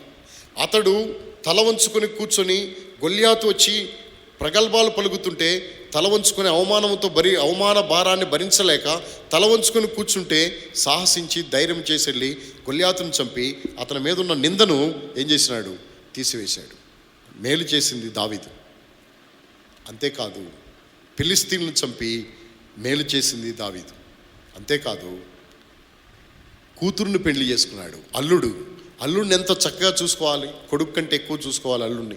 అలాంటిది ఈ దావీదు ఇంత మేలు చేస్తే కీడు చేసేటువంటి మనుషుడు సౌలు. దేవుడు న్యాయం చేయడా? ఒక దినాన్ని తప్పకుండా న్యాయం చేస్తాడు. నువ్వు అనుకోవచ్చు, నా జీవితం ఇన్ని శ్రమలు, ఇన్ని కష్టాలు, ఇన్ని బాధలు పడుతున్నా, ఒక్కరు నా పక్షాన మాట్లాడలేదు, ఒక్కరు నా విషయంలో న్యాయం చేయట్లేదు, ఒక్కరు నన్ను గురించి పట్టించుకోవట్లేదు, ఒక్కరు కూడా నాతో మాట్లాడట్లేదు, ఒక్కరు కూడా నా విషయం ఎవరు అర్థం చేసుకోవట్లేదని నీవు చింతలో, దిగులుతో, కలవరంతో ఉన్నావేమో.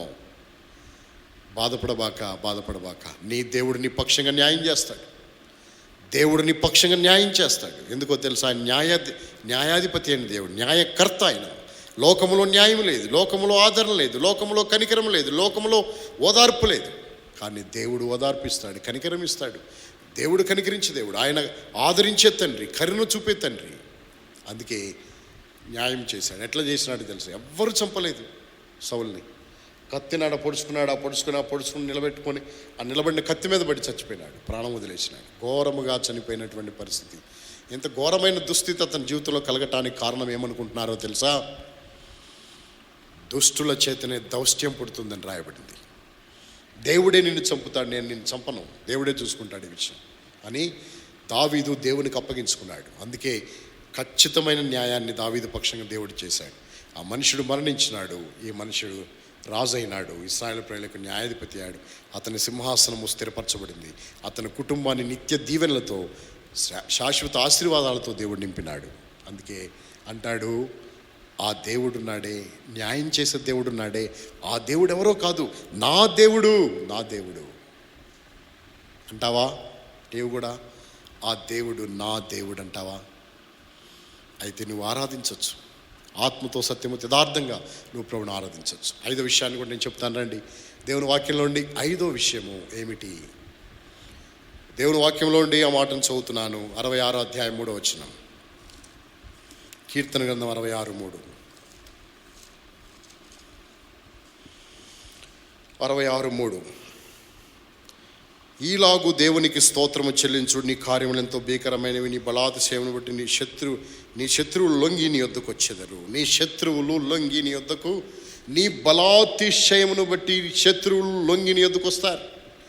దేవుడు బలాతిశయం కలిగిన వాడు కనుక ఆయన శత్రువులు వస్తారు ఆయన దగ్గరికి. దావీదు పక్షంగా బలాతిశయం కలిగిన దేవుడుగా ఆయన ఉన్నాడు కనుక దావీదు శత్రువులు కూడా లొంగి ఆయన యొద్దకు వస్తారు. అంటే శత్రువులను కూడా లొంగదీసి దేవుడు తీసుకొచ్చినాడు వీళ్ళ దగ్గరికి. అందుకే అంటాడు, ఇలాగూ స్తోత్రము చేయండి. 1వ వచనంలో అంటాడు, సర్వలోక నివాసులారా దేవుని గురించి సంతోష గీతము పాడండి, సంతోషముతో స్తోత్రించండి, గీతం పాడండి, గానం చేయండి దేవుణ్ణి. ఎందుకు అంటే బలాతిశయము చేత శత్రువులను లోపరిచి తీసుకొచ్చినాడు. ఇది దావీదు జీవితంలో వాస్తవం. అందుకే ఈ దేవుడున్నాడే, బలాతిశయమైన దేవుడు, బలవంతుడైన దేవుడు, నన్ను కూడా విడిపించడానికి, నన్ను కూడా అలాగే ఆ బలాతిశయము చేత నా శత్రువు నా ఎద్దుకు వచ్చినట్లు చేశాడు. ఆయన బలాతిశయము చేత. ఏంటా బలాతిశయము? ఏంటా బలాతిశయము అంటే దేవుని వాక్యంలో మనం చదువుతుంటున్నాం. ఏంటా బలాతిశయము అనగా, షిమి దావీదుని ఎంత దూషించినాడు, షిమి దావీదుని ఎంతగా దూషించినాడు. అబ్నేరు సౌలుకు ఎంత ముఖ్యమైనటువంటి సైన్యాధిపతి అయినా షిమీని దేవుడు తీసుకొచ్చాడు. అయ్యా తప్పైపోయింది క్షమించు. రాళ్ళు రువారు, నరహంతుకుడా, దుర్మార్గుడా, చీపు అని దుమ్ము రేపుతా విస్తారంగా మాట్లాడినాడు, దూషించినాడు షిమి. రెండవదిగా అబ్నేరు తన గురువు, తన రాజు ఎవరు? సౌలు వర్షంలో ఉండేవాడు. అతను కూడా వచ్చి దావీదుతో సమాధాన పట్టడానికి వచ్చిన ఎవరతనికి శత్రువులు ఉన్నారో వాళ్ళందరినీ దేవుడు లోపరిచి తీసుకొచ్చినాడు. అందుకే నీకు నేనేం చెల్లిస్తాను? స్తోత్రము చెల్లిస్తాను. ఎందుకు అంటే ఇలాగున ఆయనకి స్తోత్రము చేయండి. ఎలాగూ శత్రువులను లోపరిచి తీసుకుని వస్తాడు. ఇలా దేవుడు చేసిన కార్యములను బట్టి బలాతిశయము కలిగిన దేవుడు గనక నీ శత్రువులు నీకు లోబడేట్లు చేస్తాడు. ఎవరైతే నీ మీద లేచారో, నిన్ను భయంకరంగా హింసించాలని కోరినారో వాళ్ళందరి విషయంలో దేవుడు ఎవరో తెలుసా? గొప్పవాడు, బలాతిశయం కలిగిన వాడు. దేవుని బలం ఎంత గొప్పదో తెలుసా? రండి దేవుని వాక్యంలో చదువుకుంటాం. 35వ అధ్యాయం 10వ వచనం. 35వ అధ్యాయం 10వ వచనం. యెహోవా నీ వంటి వాడెవడు? మించిన బలము గల వారి చేతిలో దీనులను దోచుకుని వారి చేతిలో నుండి దీనులను దరిద్రులు విడిపించువాడు నీవే. నా ఎముకలన్నీయు నా ఎముకలు చెప్పుకుంటున్నాయి ఏమని? దోచుకుని వారి చేతిలోని విడిపించేవాడు నీవే. విడిపించేవాడు. సౌలు దోచుకోవాలి, చంపాలని ప్రయత్నించాడు. దావీదు బ్రతికున్నంత కాలం నా సింహాసనానికి స్థిరత్వం ఉండదు, నా తర్వాత నా కొడుకు రాజు అవ్వడు, కాబట్టి దావీదును చంపాలని పూనుకున్నాడు. తన కూతురు భర్తని చంపాలని కోరుకున్న మనుషుడు సౌలు. అయితే దేవుడు విడిపించినాడు. ఎందుకో తెలుసా? మించిన బలము గలవాని చేతిలో నుండి విడిపించే మించిన బలము గలవాడు, బలాతిశయం కలిగిన వాడు ఎవరో తెలుసా? నీ దేవుడు. అందుకే విడిపించినాడు. గుర్తుపెట్టుకో, ఈ బలాతిశయం గలవాడు నా దేవుడని చెప్పాడే కీర్తనలో, 66వ కీర్తనలో. ఎవరా మనుషుడు? ప్రధాన గాయకుని కీర్తన, దావీదు కీర్తన. ఈ మించిన బలము గల వారి చేతిలోని విడిపించిన దేవుడు నా దేవుడు అని చెప్పినాడే. ఈ దేవుడు ఎవరు అనుకున్నావు? నా దేవుడు అని చెప్పినాడు. అందుకే 5 విషయాలు మనం జ్ఞాపకం చేసుకుంటూ వచ్చాం. ఏంటి 5 విషయాలు? సృష్టికర్త పుట్టించాడు నన్ను, అందుకే ఆయన నాకు దేవుడు. 2, గొప్ప కార్యాలు, భీకర కార్యాలు చేసే దేవుడు ఉన్నాడే, నా పక్షంగా చేశాడు, అందుకే ఆయన నా దేవుడు. 3, కాపరి, రాత్రి పగలు ఎన్నెల దెబ్బ తగలకుండా రాత్రింపగలు నన్ను కాపాడుతూ మేపుతూ కాస్తూ వచ్చాడే, ఆయన ఎవరో తెలుసా? నా దేవుడు. 4, న్యాయకర్త, న్యాయం చేశాడు. నా కష్టాల్లో, నా శ్రమల్లో, ఇంకా నేను బతకనేమో, చచ్చిపోతానేమో, శత్రువు చంపేస్తాడేమో దిగులు పడుతున్నప్పుడు, శత్రువు నా చేతికిచ్చి నేను చంపకుండా దేవునికి అప్పగించినప్పుడు నిజంగా న్యాయం చేశాడు. ఆ న్యాయం చేసే దేవుడు ఎవరనుకుంటున్నావు? నా దేవుడు. 5, బలాతిశయం కలిగిన దేవుడు. శత్రువులు సైతం లోబడి చేస్తారు. శత్రువులు సైతం తిప్పి మన వైపుకు తిప్పగలిగిన బలాతిశయం కలిగిన దేవుడు ఎవరో తెలుసా? ఆ బలాతిశయం కలిగిన ఆ దేవుడు నా దేవుడు. ఎంత గొప్ప ఆరాధన కదా ఇది! నువ్వు ఆరాధిస్తావా? ఇట్లనే ప్రభుని ఆరాధించు, నీ జీవితం ధన్యమవుతుంది. అలా మన జీవితాల్లో మనం ప్రభుని ఆత్మతో సత్యముతో ఆరాధించి ప్రభుని మహింపరచవలసిన వారం ఏంటున్నాం. చివరిగా కొన్ని మాటలు నేను మీకు చెప్పి ముగించేస్తాను. దావీదు పక్షంగా ఇవన్నీ చేశాడు. నీ పక్షంగా దావీదు కంటే ఎక్కువ చేశాడు. ఏం చేశాడో తెలుసా? దేవుడు అంటే ఎవరు? కంటికి కనపడ్డు. దేవునికి ఒక రూపం ఉంది, స్వరూపం ఉంది. ఏంటి ఆ స్వరూపము? టక్క నేను చెప్తాను, మీరు నోట్స్ రాసుకోండి లేదా గుర్తుపెట్టుకోండి. ఏమని? ఆత్మస్వరూపి దేవుడు. కొరింథీయులకు రాసిన 2వ పత్రిక 3వ అధ్యాయం 17వ వచనం, ప్రభువే ఆత్మ అని రాయబడింది. యోహాను సువార్త 4వ అధ్యాయం 24వ వచనం, దేవుడు ఆత్మ గనుక ఆయన ఆరాధించేవారు ఆత్మ సత్యముతో ఆరాధించాలి. అంటే అర్థమేంటో తెలుసా? ఆత్మస్వరూపి అని దేవుని గురించి రాయబడింది. ఆత్మ స్వరూపి దేవుడు. 2, యోహాను రాసిన 3వ పత్రిక 4వ అధ్యాయం 8వ వచనం, దేవుడు ప్రేమ స్వరూపి. యోహాన్ రాసిన మూడో పత్రిక 4వ అధ్యాయం 16వ వచనం, దేవుడు ప్రేమ స్వరూపి అయి ఉన్నాడు అని రాయబడింది. ప్రేమ స్వరూపి అంటే ఆత్మస్వరూపి ఆయన, 2 ఆత్మ అనే రూపంలో ఉంటాడు, 2 ప్రేమ అనే రూపంలో ఉంటాడు. తిరిగి మూడవదిగా యాకోబు రాసిన పత్రిక 2వ అధ్యాయము 1వ వచనంలో రాయబడింది ఏమని, మహిమా స్వరూపి అయినటువంటి దేవుని విశ్వాస విషయములో మీరు మొహమాటం లేని వారై ఉండకుడి, మహిమా స్వరూపి అని రాయబడింది. మహిమా స్వరూపి అంటే దేవునికి ఒక రూపం ఉందంటే అది మహిమా, గ్లోరీ. తిరిగి దేవుని వాక్యంలో మనం చదువుతాం 4వదిగా ప్రకటన గ్రంథం 3వ అధ్యాయము 7వ వచనంలో రాయబడింది, దావీదు యొక్క తాళపు చెవులు కలిగి ఆయన మూస్తే ఎవరు తీలేరు, ఆయన తెరిస్తే ఎవరు మూయలేరు, సత్యస్వరూపి అయిన వాడు చెప్పు సంగతులేమనగా ఆయన సత్యస్వరూపి అంటే సత్యం అనే రూపంలో ఉంటాడు దేవుడు. దేవుడు ఆత్మరూపంలో ఉంటాడు, ప్రేమ రూపంలో ఉంటాడు, మహిమ రూపంలో ఉంటాడు, సత్య రూపంలో ఉంటాడు. అంతేకాదు ప్రభువు యేసుక్రీస్తు వారు తన తండ్రిని ఇలా పిలిచినాడు ఏమని, యోహాను సువార్త 17వ అధ్యాయం 25వ వచనంలో అంటాడు, నీతి స్వరూపుడైన తండ్రి అన్నాడు. అంటే నీతి అనే రూపములో స్వరూపములో ఉంటాడు ఆయన. ఇలాంటి స్వరూపము కలిగిన ఈ దేవుడు నీ కొరకై ఏమైనాడో తెలుసా? దేవుని స్వరూపము కలిగిన యేసు ప్రభు. దేవుని స్వరూపం అంటే ఆ దేవుని స్వరూపములో ఆత్మ, ఆ దేవుని స్వరూపములో ప్రేమ, ఆ దేవుని స్వరూపములో మహిమ, ఆ దేవుని స్వరూపములో ఏముంది, సత్యము, ఆ దేవుని స్వరూపములో నీతి ఉంది. అలాంటి స్వరూపము కలిగిన యేసయ్యా, యేసుక్రీస్తు ప్రభు నీ కొరకు ఏమైనాడో తెలుసా? ఆ స్వరూపాన్ని వదిలి దాసుని స్వరూపాన్ని ధరించుకున్నాడు, మానవుని స్వరూపం ధరించుకున్నాడు, అమూల్య రక్తాన్ని కల్వరిశిలో చిందించినాడు, పావన రక్తాన్ని చిందించినాడు, నీ పాపములన్నీ కడిగినాడు. ఎవరొచ్చారు ఈ భూమి మీద నిన్ను ఉద్ధరించడానికి? నీ మీద జాలిపడి కనికరపడి నీ మీద దయ చూపి నిన్ను ఉద్ధరించడానికి వచ్చిన దేవుళ్ళు ఎవరున్నారు ఈ ప్రపంచంలో? ఒకడే, ఎవరైనా ప్రభువు యేసుక్రీస్తు వారు. ఇంత మహిమను వదిలి, ఇంత గొప్ప స్వరూపాన్ని వదిలి, స్వరూపమైన సొగసైన లేనివాడిగా చేయబడి నీ కొరకై ఆ ప్రభు కల్వరిశిలో యాగమైపోయినాడు. అందుకే ఆ ప్రభుని నాడు మనం ఆత్మతో సత్యముతో ఆరాధించి ప్రభును మనం మహింపరచవలసిన వారమేంటున్నాం. ఆ విధంగా ప్రభు తన కృపను మనకు అనుగ్రహించునుగాక. మనము ప్రభును ఆరాధిస్తాం.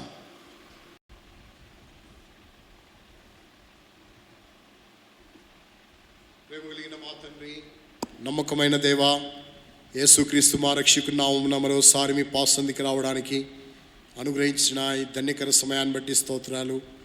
ఈ యొక్క ఉదయకాలము మీ మందిరావరణలో చేరి మిమ్మల్ని స్తుతించి ఆరాధించడానికి నా బ్రతుకులు అనుగ్రహించిన ఈ ధన్యకర సమయం కొరకాయి మీకే స్తోత్రములు, వందనాలు చెల్లిస్తున్నాను. నమ్మదైన దేవుడుగా, నా ప్రాణప్రియుడుగా, నా ప్రాణ రక్షకుడుగా నాకుండి నన్ను నడిపిస్తూ వచ్చిన ప్రేమ కొరకాయి మీకే స్తోత్రాలు. ప్రభువా, నా దేవుడు, నా బలమా, నా శైలమా, నా కోట, నా కేడెము, నా రక్షణ శృంగము, నా యొక్క ఉన్నత దుర్గము, అంతేకాదు నా దేవుడు అని సెలవిచ్చిన మాట కొరకే వందనాలు. మీరు ఎట్లా దావీదుకు దేవుడుగా ఉంటూ వచ్చినారు, తన అనుభవంలో తను అనుభవించిన విషయాలను బట్టి దేవుడిని తెలుసుకోండి. ఆయన సృష్టికర్త, మనల్ని పుట్టించండి. ఆయన గొప్ప కార్యములు చేయవాడు. నీ కార్యములెంతో దొడ్డవి యెహోవా, నీ కార్యములెంతో దొడ్డవి. దేవుడు దొడ్డ కార్యములు, భీకర కార్యములు చేయవాడు. ప్రభువా, నీవు మంచి కాపరివి. అందుకని నిన్ను స్తుతిస్తూ ఆరాధిస్తుంటున్నాను. నన్ను మేపుతూ, నన్ను కాస్తూ, ప్రభువా నన్ను రక్షిస్తూ, నన్ను భద్రపరుస్తూ వచ్చినందుకై మీకే స్తోత్రాలు. ఈ లోకంలో ప్రభువా నా జీవితం ఎంతో దుర్భరమైన పరిస్థితిలో ఉండగా నువ్వు నా కాపరిగా దొరికినందుకై స్తోత్రాలు. అంతేకాదు ప్రభువా, నువ్వెంతైనా న్యాయకర్త ఉన్నందుకై స్తోత్రాలు. ఆయా సమస్యల్లో న్యాయం చేసే దేవుడుగా, న్యాయకర్తగా నా జీవితంలో ఉండి నన్ను నడిపించినందుకై నిన్ను స్తుతిస్తూ ఆరాధిస్తుంటున్నాను. తిరిగి ప్రభువా, బలాతిశయం గల దేవుడుగా ఉన్నందుకై స్తోత్రాలు. నీ బలాతిశయం వలన శత్రువులు లోబడినట్లుగా చేసిన దేవుడు. నీ బలాతిశయం వలన అపవాది మింగివేయాలని ప్రయత్నించినప్పుడు అపవాది వశము నుండి నన్ను తప్పించి ప్రభువా నన్ను విడిపించి నాకు బలమైన వాడవుగా, బలాతిశయం గల దేవుడుగా నా జీవితంలో ఉన్నందుకే వందనాలు. దావీదు పక్షంగా ఈ కార్యములను నువ్వు చేసినావు గనుక నా దేవుడు అని దావీదు చెప్పగలిగినాడు. ప్రభువా, ఈనాడు నేను నిన్ను నా దేవుడిగా చెప్పడానికి ప్రభువా, నా కొరకు ఆత్మస్వరూపివైన, ప్రేమస్వరూపివైన ప్రభువా, నీవు దయలమా తండ్రి నీతి స్వరూపుడువైన దేవుడిగా ఉండి, దేవుని స్వరూపము గలవాడువై ఉండి, నా కొరకై, నా నిమిత్తమై దేవుని స్వరూపాన్ని విడిచి దాసుని స్వరూపాన్ని ధరించుకొని రిక్తుడుగా చేయబడినందుకై స్తోత్రాలు. మనిషి రూపాన్ని ధరించినందుకై స్తోత్రాలు. నువ్వు చేసిన కార్యం కొరకే నిన్ను స్తుతిస్తూ ఆరాధిస్తూ, సమయాన్ని ఇచ్చినందుకే నిన్ను గణపరుస్తూ, నా పట్ల చేసిన కార్యం బట్టి నిన్ను గణపరుస్తూ హెచ్చిస్తూ పూజిస్తూ, నువ్వు చేసిన మేలు ఉపకారాలకు నేను ఏమి ఇవ్వగలను? ఎప్పుడో నశించిపోవలసిన నా జీవితం ప్రభువా, ఎవరిని మింగుదునా అని తిరుగుతున్న అపవాది యొక్క కోరల్లో నలిగిపోవలసినటువంటి జీవితం, అటువంటి జీవితాన్ని ప్రేమించి విడిపించినందుకై వందనములు చెల్లిస్తూ, ఇంతవరకు నా కాపరిగా, నా దేవుడిగా, నా బలాతిశయమైన దేవుడుగా నా పక్షంగా ఉండి నన్ను నడిపించినందుకే నిన్ను స్తుతిస్తూ, ఏమి చెల్లించినా రుణము తీర్చలేదు, అంతగా నన్ను ప్రేమించినందుకే వందనములు చెల్లిస్తూ, నన్ను రక్షించి నన్ను ఉద్ధరించినందుకే వందనములు చెల్లిస్తూ, నా దీన స్తుతి ఆరాధన త్వరరాన్ని యేసయ్య శ్రేష్ఠ నామమున ఆరాధించి సమర్పిస్తున్నాను తండ్రి. ఆమేన్. పాట సంఖ్య 596. ఈ పాట ద్వారా మనం ప్రభుని ఆరాధిస్తాం. మనందరం కలిసి సంయుక్తంగా ఈ పాట ద్వారా ప్రభుని ఆరాధిస్తాం. 596 కొత్త పుస్తకంలో, పాత పుస్తకంలో 501, song number 596, old song book 501. అమూల్య రక్తము ద్వారా.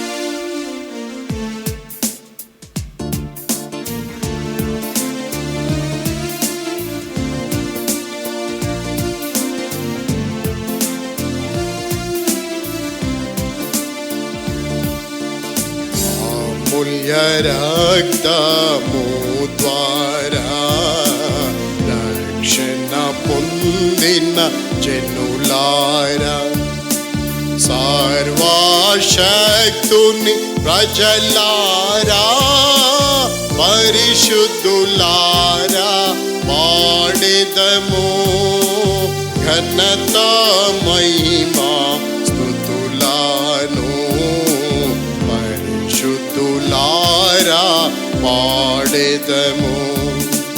మన యౌవన జీవితముల్ శారీరాశకు లోబరచి, మన యౌవన జీవితముల్ శారీరాశకు లోబరచి, చెడు మాటలను పలుకోచు శాంతి లేక యుంటిమిగా, చెడు మాటలను పలుకోచు శాంతి లేక యుంటిమిగా, అమూల్య రక్తము ద్వారా రక్షణ పొందిన జనులారా, సర్వశక్తుని ప్రజలారా, పరిశుద్ధులారా, పాడెదము ఘనత మహిమా స్తుతులను, పరిశుద్ధులారా, పాడెదము. చెడు మార్గమున పోతిమి, దాని అంతము మరణము. చెడు మార్గమున పోతిమి, దాని అంతము మరణము. నరక శిక్షకు లోబడుచు పాపపు ధనము పొందితిమి, నరక శిక్షకు లోబడుచు పాపపు ధనము పొందితిమి. అమూల్య రక్తము ద్వారా రక్షణ పొందిన జనులారా, సర్వశక్తుని ప్రజలారా, పరిశుద్ధులారా, పాడెదము ఘనత మహిమ స్తుతులను పరిశుద్ధులారా పాడెదము నిత్య సత్య దేవుని నామమున మొరలిడక నిత్య సత్య దేవుని నామమున మొరలిడక స్వంత నీతి తోడానే దేవుని రాజ్యము కోరితిమి స్వంత నీతి తోడానే దేవుని రాజ్యము కోరితిమి అమూల్య రక్తము ద్వారా రక్షణ పొందిన జనులారా సర్వశక్తుని ప్రజలారా పరిశుద్ధులారా పాడెదము ఘనత మహిమ స్తుతులను పరిశుద్ధులారా పాడెదము కనికరము గల దేవుడు మానవ రూపము దాల్చేను కనికరము గల దేవుడు మానవ రూపము దాల్చేను ప్రాణము సిలువను బలి చేసి మనలా విమోచించెను ప్రాణము సిలువను బలి చేసి మనలా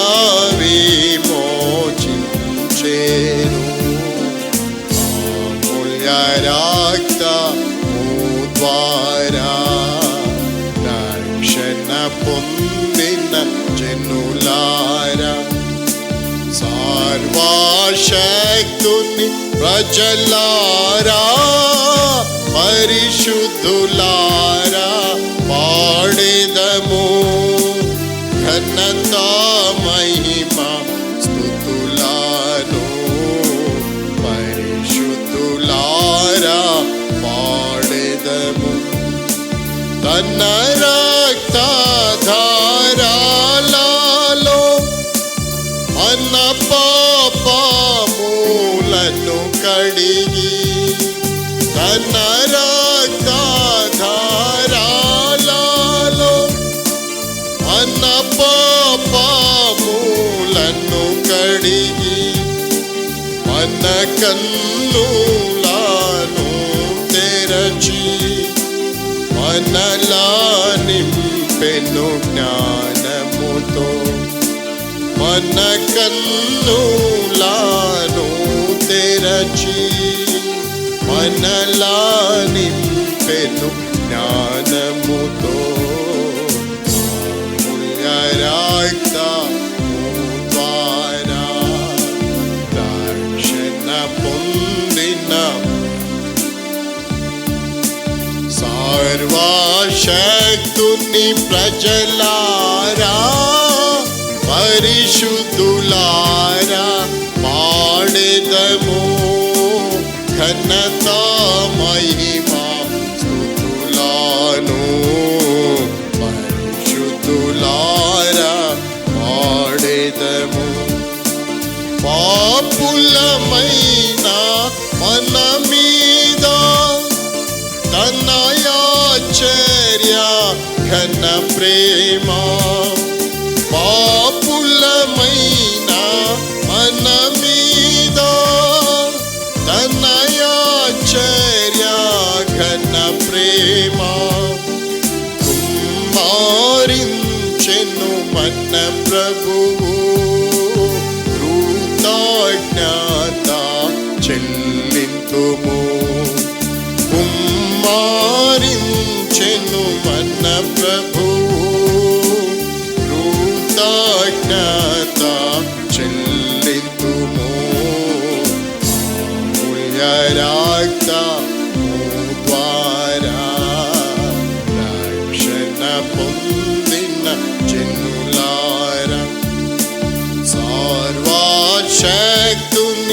ప్రజలారా పరిశుద్ధులారా పాడెదము ఘనత మహిమా స్తుతులను.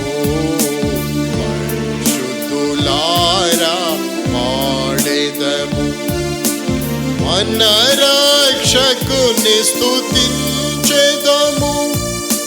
మనలను చేసెను ధన్యులుగా. మన రక్షకుని స్తుతించెదము. మనలను చేసెను ధన్యులుగా. మన దేవుని కార్పించెదము. జీవాత్మా శరీరములను మన దేవుని కార్పించెదము. జీవాత్మా శరీరములను అమూల్య రక్తము ద్వారా రక్షణ పొందిన జనులారా, సర్వశక్తుని ప్రజలారా పరిశుద్ధులారా పాడెదము ఘనత మహిమా స్తుతులను. పరిశుద్ధులారా పాడెదము.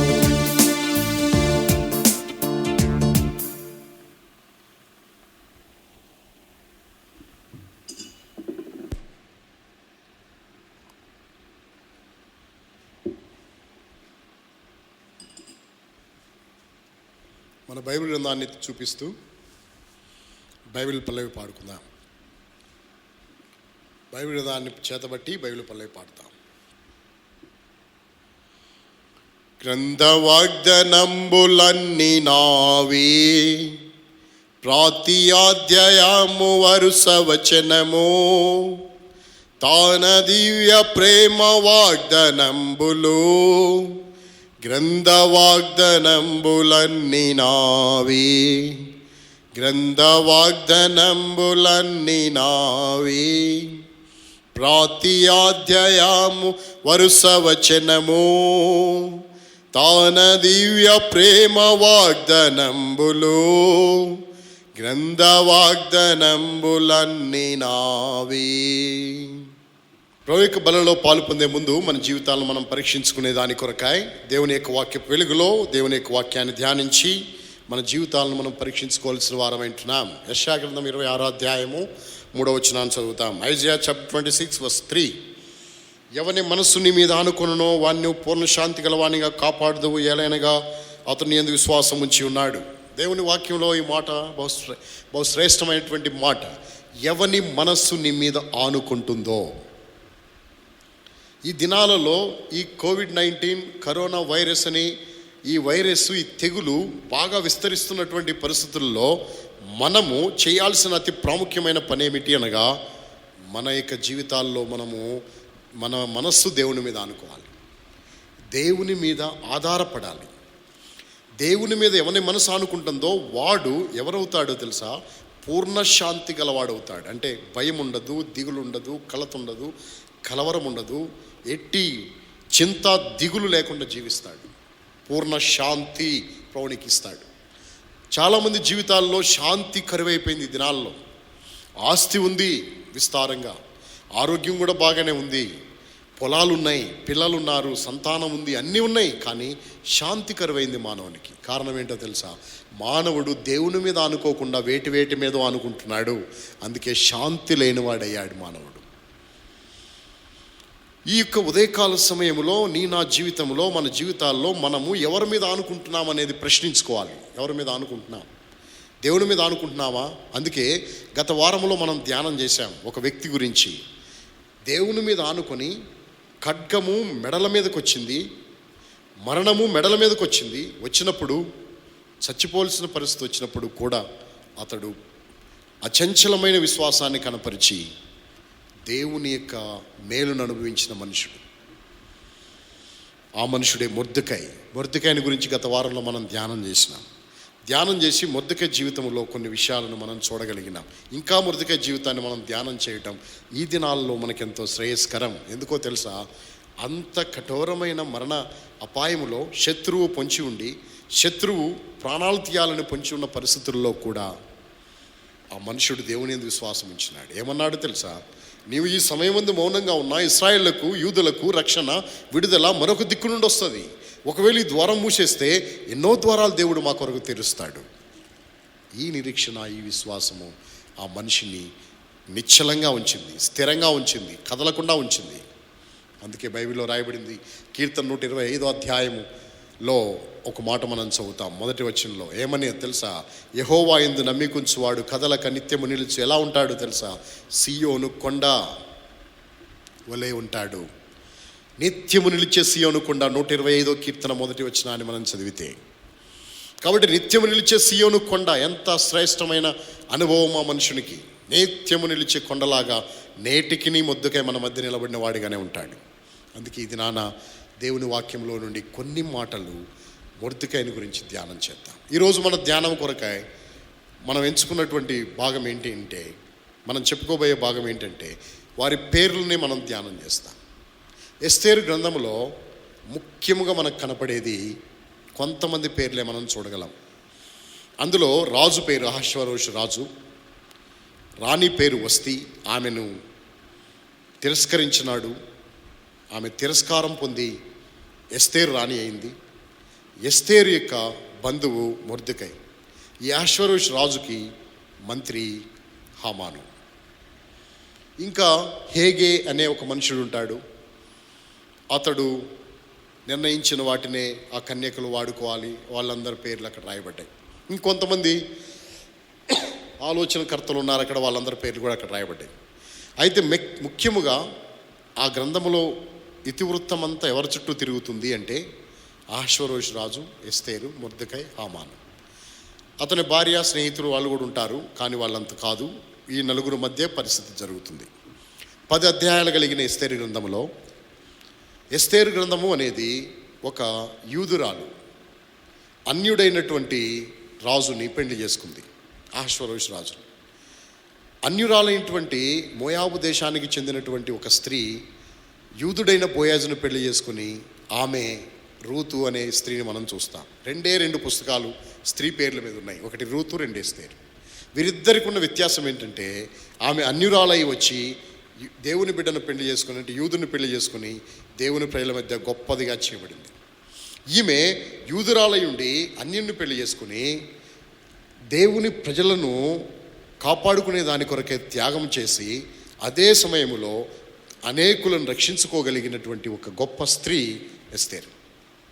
ఈ ఎస్తేరు గ్రంథంలో ఉన్నటువంటి విషయాల్లో మనం మొర్దెకైని గురించి మనం ధ్యానం చేస్తాం కనుక, మొర్దెకై జీవితము ఒక గొప్ప శ్రేష్టమైన స్థాయిలోకి వెళ్ళిపోయింది. ఏ స్థాయిలోకి వెళ్ళింది? వాస్తవంగా మొర్దెకై డ్యూటీ ఏంటో తెలుసా? అతడు రాజు గుమ్మం దగ్గర ద్వారపాలకుడు, వాచ్మెన్ లాగా ద్వారపాలకుడిగా పనిచేసేటువంటి వాడు. ద్వారపాలకుడిగా చేసేటువంటి ఈ మనుషుడు అనతి కాలములోనే, మరి కొద్ది కాలములోనే ప్రధానమంత్రి అయిపోయినాడు. ఎందుకు ఇట్లా అయిపోయినాడు అంటే, అతని జీవితంలో ఉండే విశ్వాసము, దైవ భయము, దైవ భక్తి ఎంతో ప్రధానమైంది. ఆ కారణం చేత అతడు గొప్పవాడిగా చేయబడినట్లు దేవుని వాక్యంలో మనం చూస్తాం. అయితే ఈరోజు 2 పేర్ల యొక్క అర్థాన్ని ధ్యానం చేసి మన జీవితాలను మనం పరీక్షించుకుంటాం. మొర్దెకై అంటే అర్థం ఏంటంటే కొద్దిపాటివాడు అని అర్థం. కొద్దిపాటివాడు అని. హామాను అంటే అర్థం ఏంటంటే ప్రసిద్ధి చెందినవాడు అని అర్థము. కొద్దిపాటివాడు, ప్రసిద్ధి చెందినవాడు. ఇదేంటి? కొద్దిపాటివాడేంటి, ప్రసిద్ధి చెందినవాడేంటి?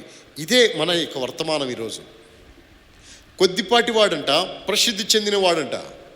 ఏంటి కొద్దిపాటివాడు, ఏంటి ప్రసిద్ధి చెందినవాడు అంటే, కొద్దిపాటివాడు అంటే అర్థం ఏంటంటే సామాన్యుడు, కొరతైన వాడు, తన జీవితంలో కొంచెముగా ఉన్నవాడు, తక్కువగా ఉన్నవాడు అని అర్థం. ప్రసిద్ధి చెందినవాడంటే ఫేమస్, రాయల్, రిచ్ అన్నట్టు. కాబట్టి ఇప్పుడు ఇక్కడ విషయాన్ని మనం జ్ఞాపకం చేసుకుంటాం. కొద్దిపాటివాడు. మనము కూడా ఈ భూమి మీద దేవుని దృష్టిలో ఎవరమో తెలుసా? ఎన్నికకు రాని వారము. మన జీవితం కూడా ఎన్నికకు రానిదే. బైబిల్ గ్రంథం ఇలా సెలవిస్తుంది, నీవు కలగజేసిన సూర్యచంద్ర నక్షత్రములను నేను చూడగా మనుషుని జ్ఞాపకము చేసుకోవడానికి వాడు ఏ పాటివాడు? కొద్దిపాటివాడు కాదా? మనుషుని జ్ఞాపకం చేసుకోవడానికి వాడు ఏ పాటివాడు? అంతేకాదు, దేవుని వాక్యం మనం చదువుతాం, నరపుత్రుని దర్శించుటకు వాడు ఏ పాటివాడు? మన జీవితం ఏ పాటిది? మన జీవితం ఏ పాటిది? ఈ లోకంలో మన జీవితం ఏ పాటిది? కొద్దిపాటిది కాదా? కొద్దిపాటిది కాదా? మన జీవం ఏ పాటిది? అంతలో కనబడి అంతలో మాయమైపోయి ఆవిరి వంటిది కాదా? ఆవిరి వంటిది కాదా? అవును. తాత్కాలికమైనది కాదా? కొద్దిపాటిది కాదా? అవును, కొద్దిపాటి జీవితమే. ఈ కొద్దిపాటి జీవితము మన జీవితం. అంతలో కనబడి అంతలో మాయమైపోయి ఆవిరి వంటి వారం. నేడైను రేపైనో కనుక పట్టణము పోయి వ్యాపారం చేసి లాభం సంపాదించదము రండి అని చెప్పుకుని వారులారా, మీ జీవం ఏ పాటిది? అంతలో కనబడి అంతలో మాయమైపోవు ఆవిరి వంటిది కాదా? ఈ కొద్దిపాటి జీవముతో మన జీవితాన్ని మనం వెళ్ళబుచ్చుతున్నాం. కానీ మన జీవితం కొద్దిపాటిదే, కానీ మనలో ఉండే అతిశయము, మనలో ఉండేటువంటి అహంకారము, మనలో ఉండేటువంటి అహంభావము ఎంత గొప్పదో తెలుసా? మనము దేనిని లెక్క చేయము, వేటిని లెక్క చేయము. మనం ఎందుకో తెలుసా? మనకున్న అతిశయము, అహంభావం అంత గొప్పది. ఉదాహరణకి ఫ్యాన్ ఉంది. ఈ ఫ్యాన్ తయారు చేసిన వాడు అంటాడు 7 years గ్యారంటీ, క్రాంప్టన్ గ్రేవ్స్ కనీసం 5 years గ్యారంటీ అంటాడు ఫ్యాన్కి. మనకి గ్యారంటీ లేదు. గ్యారంటీ లేని మనము గ్యారంటీ కలిగిన దాని మీద ఏం చేస్తామో తెలుసా? అధికారం చేస్తాం. గ్యారంటీ లేదు మనకి, వాటి గ్యారంటీ ఉంది. కాబట్టి మనకున్నటువంటి పరిస్థితులవి. అయినా కొద్దిపాటి వారం. ఈ కొద్దిపాటి వారమైన మనము అంటే అర్థమేంటో తెలుసా? దీనులమైన మనము, దీనులము. మొర్దెకై అంటే ఇంకో అర్థం కూడా ఉంది. అంగారకునికి ప్రతిష్ఠించబడిన వాడు, డెడికేటెడ్ బై మార్స్. అంగారకునికి ప్రతిష్ఠించబడిన వాడు అని అర్థము. అయితే ఇతని యొక్క అర్థాన్ని మనం చూస్తే కొద్దిపాటి జీవితమే జీవిస్తున్నాడు. ఒక వాచ్మెన్గా, ఓ సామాన్యుడిగా, దేవుని యందు భయభక్తులు కలిగి కొద్దిపాటి జీవితాన్ని జీవిస్తున్నటువంటి మనుషుడు అలా జీవిస్తూ ఉన్నాడు. ఇలా జీవిస్తూ ఉండగా అద్భుతంగా దేవుడు గొప్ప కార్యాలు చేస్తున్నాడు. ఏంటా గొప్ప కార్యం చెప్పనా? ఇక్కడే పరిస్థితి మారిపోతుంది. ఏంటా పరిస్థితి అంటే, కొద్దిపాటివాడు కాస్త ప్రసిద్ధుడైపోయినాడు. ప్రసిద్ధుడు కాస్త కొద్దిపాటివాడైపోయినాడు. కొద్దిపాటివాడు అని పిలువబడే ఈ మనుషుడు ప్రసిద్ధుడైపోయాడు. ప్రసిద్ధుడు అని పిలువబడే ఈ మనుషుడు కొద్దిపాటివాడైపోయినాడు. ఎంత కొద్దిపాటి అయిపోయాడో తెలుసా? దుష్టుడు అని పిలువబడ్డాడు. దుష్టుడైన ఈ హామాను అని పిలువబడ్డాడు. ఎందుకు ఇట్లా అయిపోయినాడో తెలుసా? ఒకే ఒక మాట, బైబిల్ అంతటికీ అతి శ్రేష్టమైన మాట, దేవునికి ఇష్టమైన మాట, మన జీవితాల్లో మనం కలిగి ఉండవలసినటువంటి మాట అది. ఆ మాట ఏంటో తెలుసా? తన్ను తాను హెచ్చించుకున్నవాడు ఏం చేయబడతాడు? తగ్గించబడతాడు. తన్ను తాను తగ్గించుకున్నవాడు ఏం చేయబడతాడు? హెచ్చించబడతాడు. తగ్గించుకుంటే హెచ్చింపు, హెచ్చించుకుంటే ఏంటి? తగ్గింపు. హెచ్చించుకున్నావా? తగ్గించబడతావు. దేవుని చేత ఆశీర్వదించబడి ఘనపరచబడుట, హెచ్చించబడుట అది ఎంతో గొప్ప భాగ్యం. అందుకే మనల్ని మనం తగ్గించుకునుట అనేది హామాను, మొర్దెకై జీవితాల ద్వారా మనం నేర్చుకోవాల్సిన వారమై ఉంటున్నాం. ఎందుకు అంటే హామాను తన జీవితంలో అతిశయం కలిగిన వాడు. ఎంత అతిశయము అంటే ఒకే ఒక కారణం. ఏంటి ఆ కారణం? ఒకే ఒక వ్యక్తిని గురించి, ఒకే ఒక కారణాన్ని బట్టి మొత్తము ఆ వ్యక్తి యొక్క జాతిని నిర్మూలన చేయాలని ప్రయత్నించినటువంటి దుష్టుడు అని రాయబడింది హామాను గురించి. ఏంటి ఆ మాట? మొర్దెకై అంట వంగడంట, నమస్కారం చేయడంట. అందరూ మొర్దెకైని అడిగారు, ఏమని? మొర్దెకై ఎందుకు అట్లా, ఆయన మంత్రి, ఒక్కసారి నమస్కారం చేయి చాలు కదా అంటే, నేను అలాగ చేయను అన్నాడు మొర్దెకై. చూడండి అన్నమాట. ఎస్తేరు గ్రంథము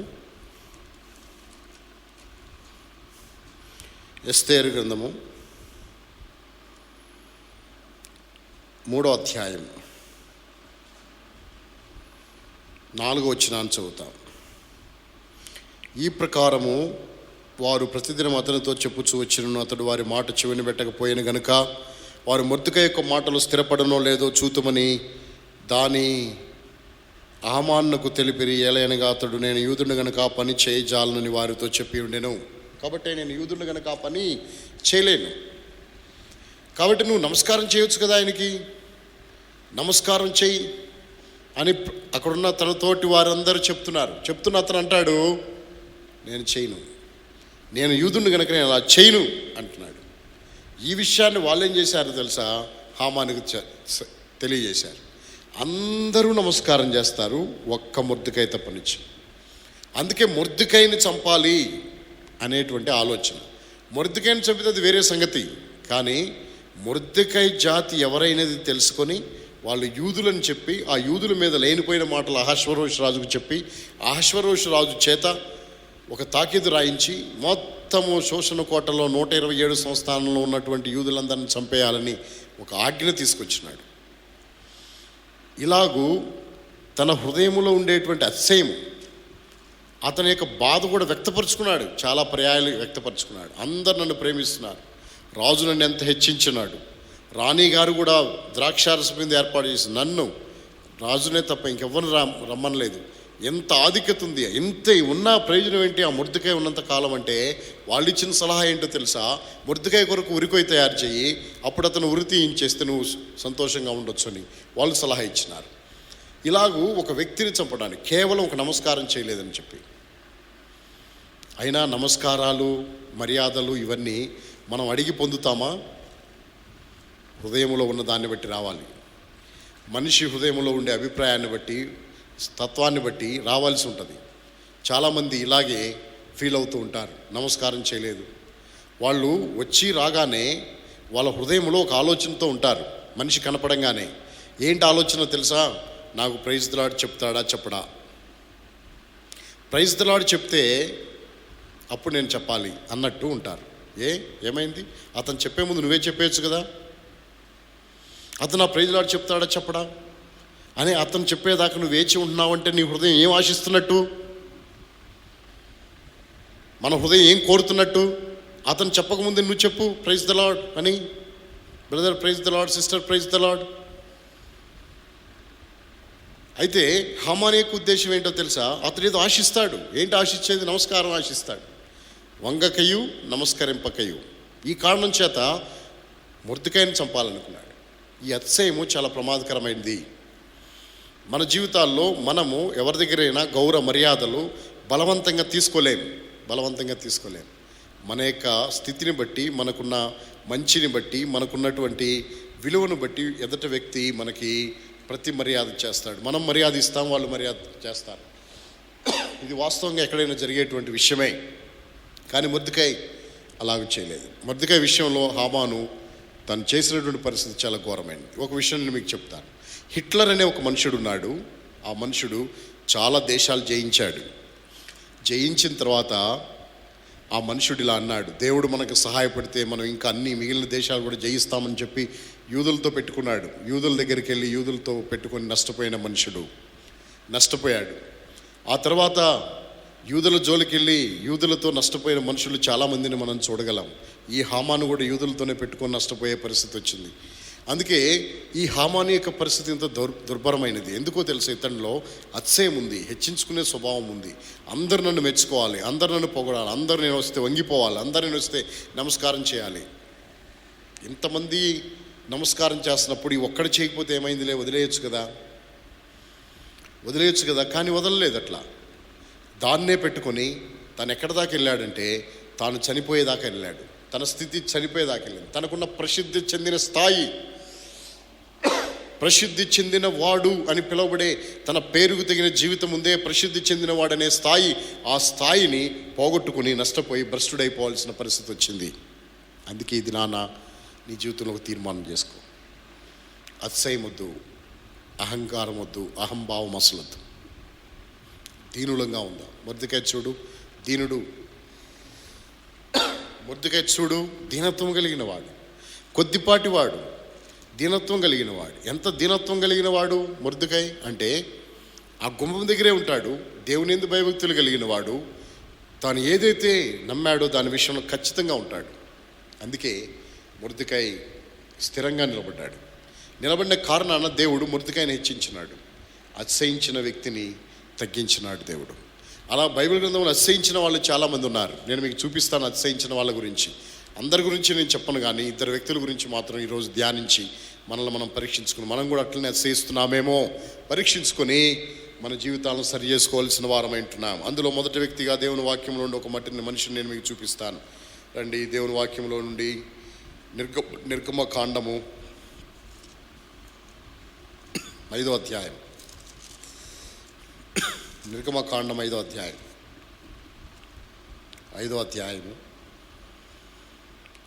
2వ వచనాన్ని చదువుతున్నాను. ఫరో, నేను అతన్ని మాట విని ఇశ్రాయేలును పోనిచ్చుటకు యెహోవా ఎవడు, నేను యెహోవాను ఎరుగను, ఇశ్రాయేలీయులను పోనీయన నేను యెహోవాను ఎరుగను. యెహోవా ఎవడు? యెహోవా ఎవడు? ఎవడు అంటాడా? మా దేవుడు మాకు ప్రత్యక్షమయ్యాడు, మాకు సెలవిచ్చినాడు. 3 దినాల ప్రయాణం, అంత దూరం మేము ప్రయాణం చేసి మా దేవునికి బలి ఇవ్వాలి, బలి అర్పించాలి. యెహోవా ఎవడు? నేను ఎరగను యెహోవాని. ఎవడు అన్నాడు ఒక మాట, ఎరగను అన్నాడు. అందుకే 10 తెగులు పంపించి యెహోవా ఎవరో దేవుణ్ణి ఎరగనన్నాడు కదా, ఎరిగేట్టు దేవుడు చేసినాడు. 10 తెగుళ్ళు.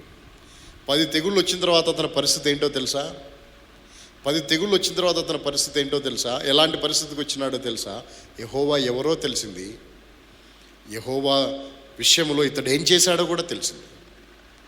10 తెగుళ్ళ తర్వాత అతని సంగతి తెలుసు. అప్పుడే మీ దేవుడు అలా సెలవిచ్చినాడా? మీ దేవుడు ఎవరో నాకు తెలియదు కదయ్యా. అయితే మీ దేవుడు సెలవిస్తే బలర్పించడానికి మీ దేవుడు చెప్తే నేను పోనివ్వాలి, కానీ మరి వెళ్ళిపోతే ఎట్లా మాట్లాడుకోవాలి. కానీ యెహోవా ఎవడు?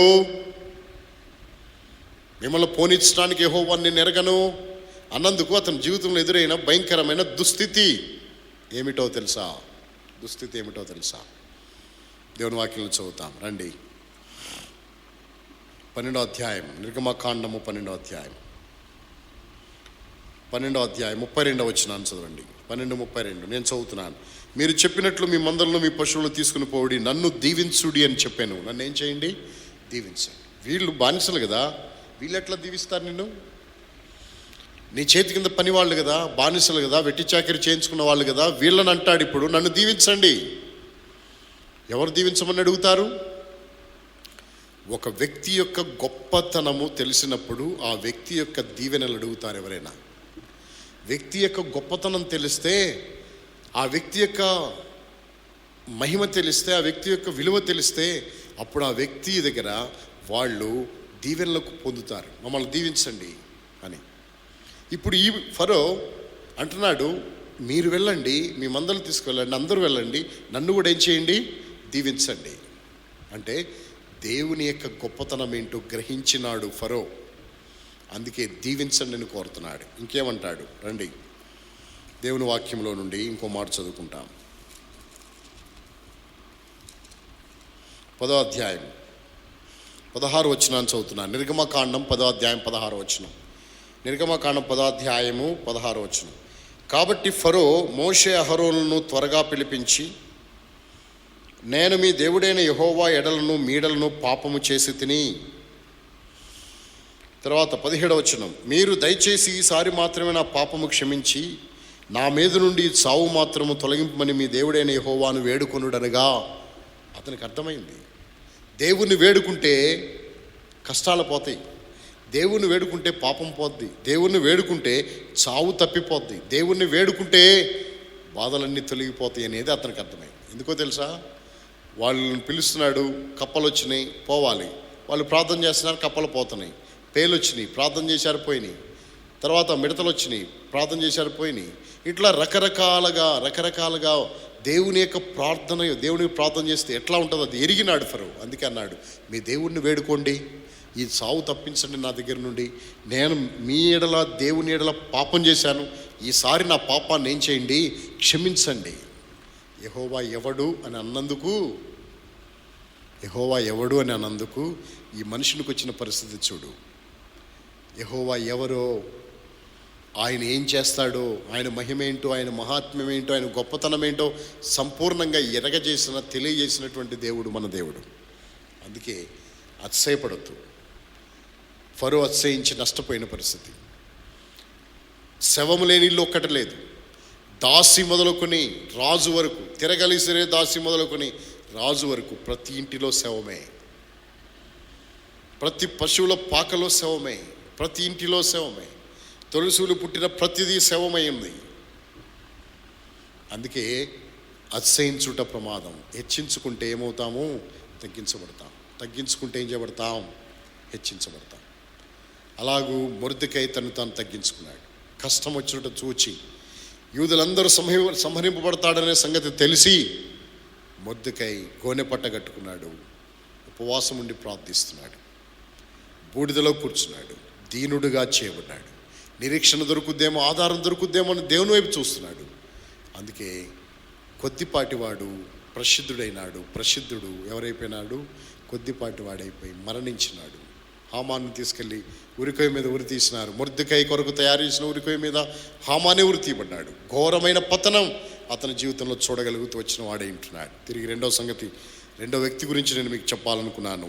ఆ వ్యక్తిని గురించి కూడా మనం చదువుతాం. యెషయా గ్రంథము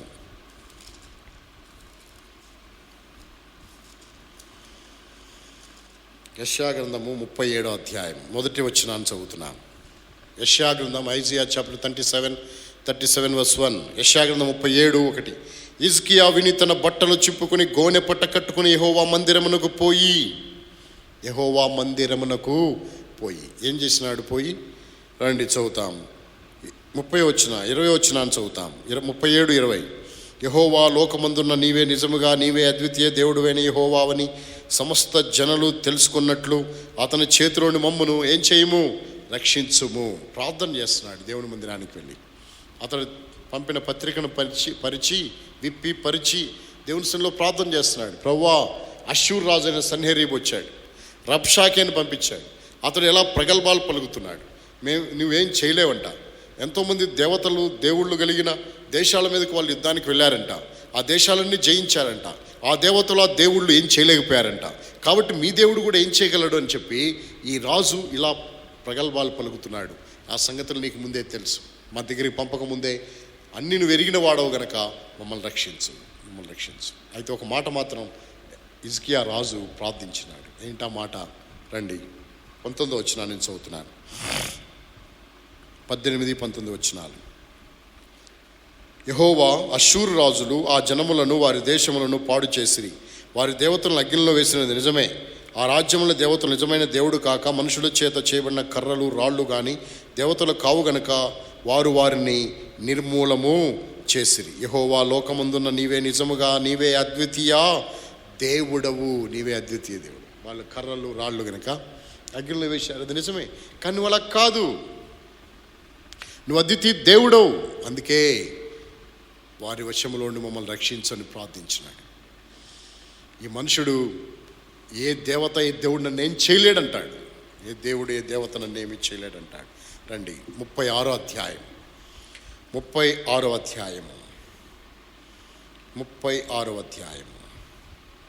18వ వచనాన్ని నేను చదువుతున్నాను చూడు. ఆయా జనముల దేవతల్లో దేవతలు ఏదైనా తన దేశమున అష్షూరు రాజు చేతిలో నుండి విడిపించిన హమాతు దేవతలు ఏమాయను, అర్పాదు దేవతలు ఏమాయను, నెఫరయీము దేవతలు ఏమాయను, షోమ్రోను దేశపు దేవత నా చేతిలో నుండి షోమ్రోను విడిపించిన యెహోవా నా చేతిలో నుండి యెరూషలేమును విడిపించినట్టుకు ఈ దేశముల దేవతల్లో ఏదైనా తన దేశము నా చేతిలో నుండి విడిపించినది కలదా అని చెప్పెను. యెహోవా విడిపిస్తాడా? ఆ దేశముల దేవతలు విడిపించినారా?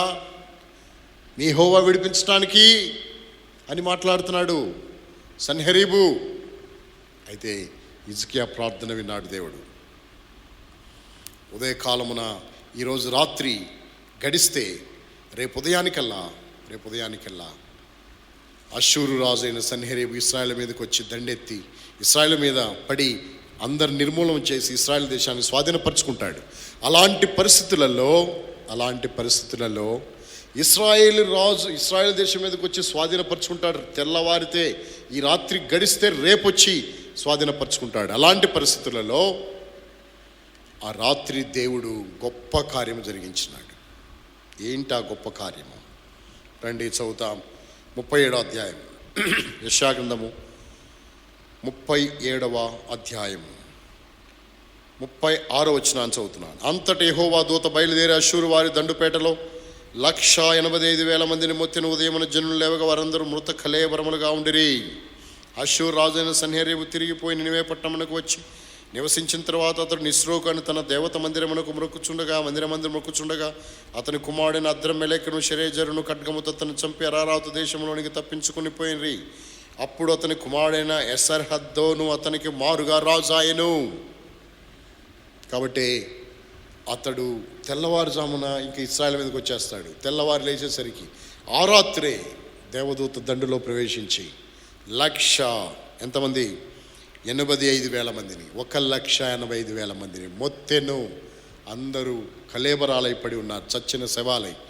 చూచాడు రాజు, తన దేశానికి తిరిగి వెళ్ళిపోయాడు. ఏం చేయలేకపోయినాడు. నెపరీము, హివ్వా, హేనా అలాంటి దేశాలు ఉన్నాయి కదా, ఆ దేశాల దేవతలు అనుకున్నాడు ఈ దేవుడు. ఆ దేవతలు లాంటివాడు అనుకున్నాడు ఈ దేవుడు. ఈ దేవుడు లాంటివాడు కాదు, అద్వితీయ దేవుడు, నిజముగా దేవుడు, నిత్య జీవము గల దేవుడు, జీవము గల వాడు, సర్వశక్తి గల దేవుడు. ఈ దేవుడు ఎవరో తెలుసా? ఇందాక మనం చెప్పుకున్నాం, రోషం గల దేవుడు, రోషము కలిగిన దేవుడు. ఈ రోషము కలిగిన ఆ దేవుడు 185,000 మంది మృత కళేబరాల వలె పడి ఉన్నారు. అది చూచి నినివే పట్టణానికి వెళ్ళిపోయి తన దేవత గుడిలో ఒక దినాన నిస్రోకని తన దేవతల గుడిలో చేరి మొక్కుతున్నప్పుడు అప్పుడు అతనికి 2 కుమారులు అద్రమెలెకు షరేజర్ అనే వాళ్ళు ఖడ్గముతో అతను చంపినారు. గర్వించినాడు, అతిశయించినాడు. నాకంటే ఎవరు లేరు, ఏ దేవుళ్ళు కూడా ఏం చేయలేరు అన్నాడు. యెహోవాను కూడా ఏం చేయలేడు అన్నాడు. యూదుల మీదకు వెళ్ళి యూదులతో యుద్ధం చేసి గెలవాలని సన్హెరీబు ఏమైనాడు? యూదుల దేవుడెక్కడా, యెహోవా ఎవరు అని అన్న ఫరో ఏమైనాడు? యూద జాతినంతటిని నాశనం చేయాలన్న హామాన్ ఏమైనాడు? అందుకే దేవుడు ప్రజలవారు, దేవుడు ఏర్పరచుకున్నవారు, దేవుని ఏర్పరచుకున్న ప్రజలను దేవుడే కాపాడుతాడు. ఈ కారణాన్ని బట్టి మనం తెలుసుకోవాల్సిన విషయం ఏమిటి అంటే, అతిశయము, గర్వము, అహంకారము, అహంభావము ఇది మన జీవితాలకి యోగ్యమైనది కాదు. తగ్గించుకున్నట్టు ద్వారా ఎట్లా తగ్గించుకోవాలి? దేవుని వాక్యంలో మనం చదువుతాం, తగిన సమయముందు ఆయన మిమ్మల్ని హెచ్చించున్నట్లు ఆయన బలిష్టమైన చేతి క్రింద ఎలా ఉండండి? దీన మనస్కులుగా ఉండండి. మొర్దెకై దీనుడుగా ఉన్నాడు, తగిన కాలను హెచ్చించబడ్డాడు. దావీదు ఎక్కడో గొర్రెల కాపరి, గొర్రెల మేపుకుంటా ఉన్నాడు. గొర్రెల మేపుకునేటువంటి దావీదు, పట్టణాల్లో పొలాల్లో ఉండే దావీదు, ఇప్పుడు దావీదు సింహాసనం మీద కూర్చున్నాడు. తగిన కాలంలో పట్టణానికి తీసుకొచ్చాడు, తగిన కాలంలో రాజు దగ్గరికి తీసుకొచ్చాడు. సితారా వాయించేవాడిగా అయ్యాడు, ఆయుధాలు మోసేవాడు అయిపోయినాడు. అంతేకాదు, గొప్పవాడిగా దేవుడు చేసినాడు. తగిన కాలను హెచ్చించుట అంటే అది.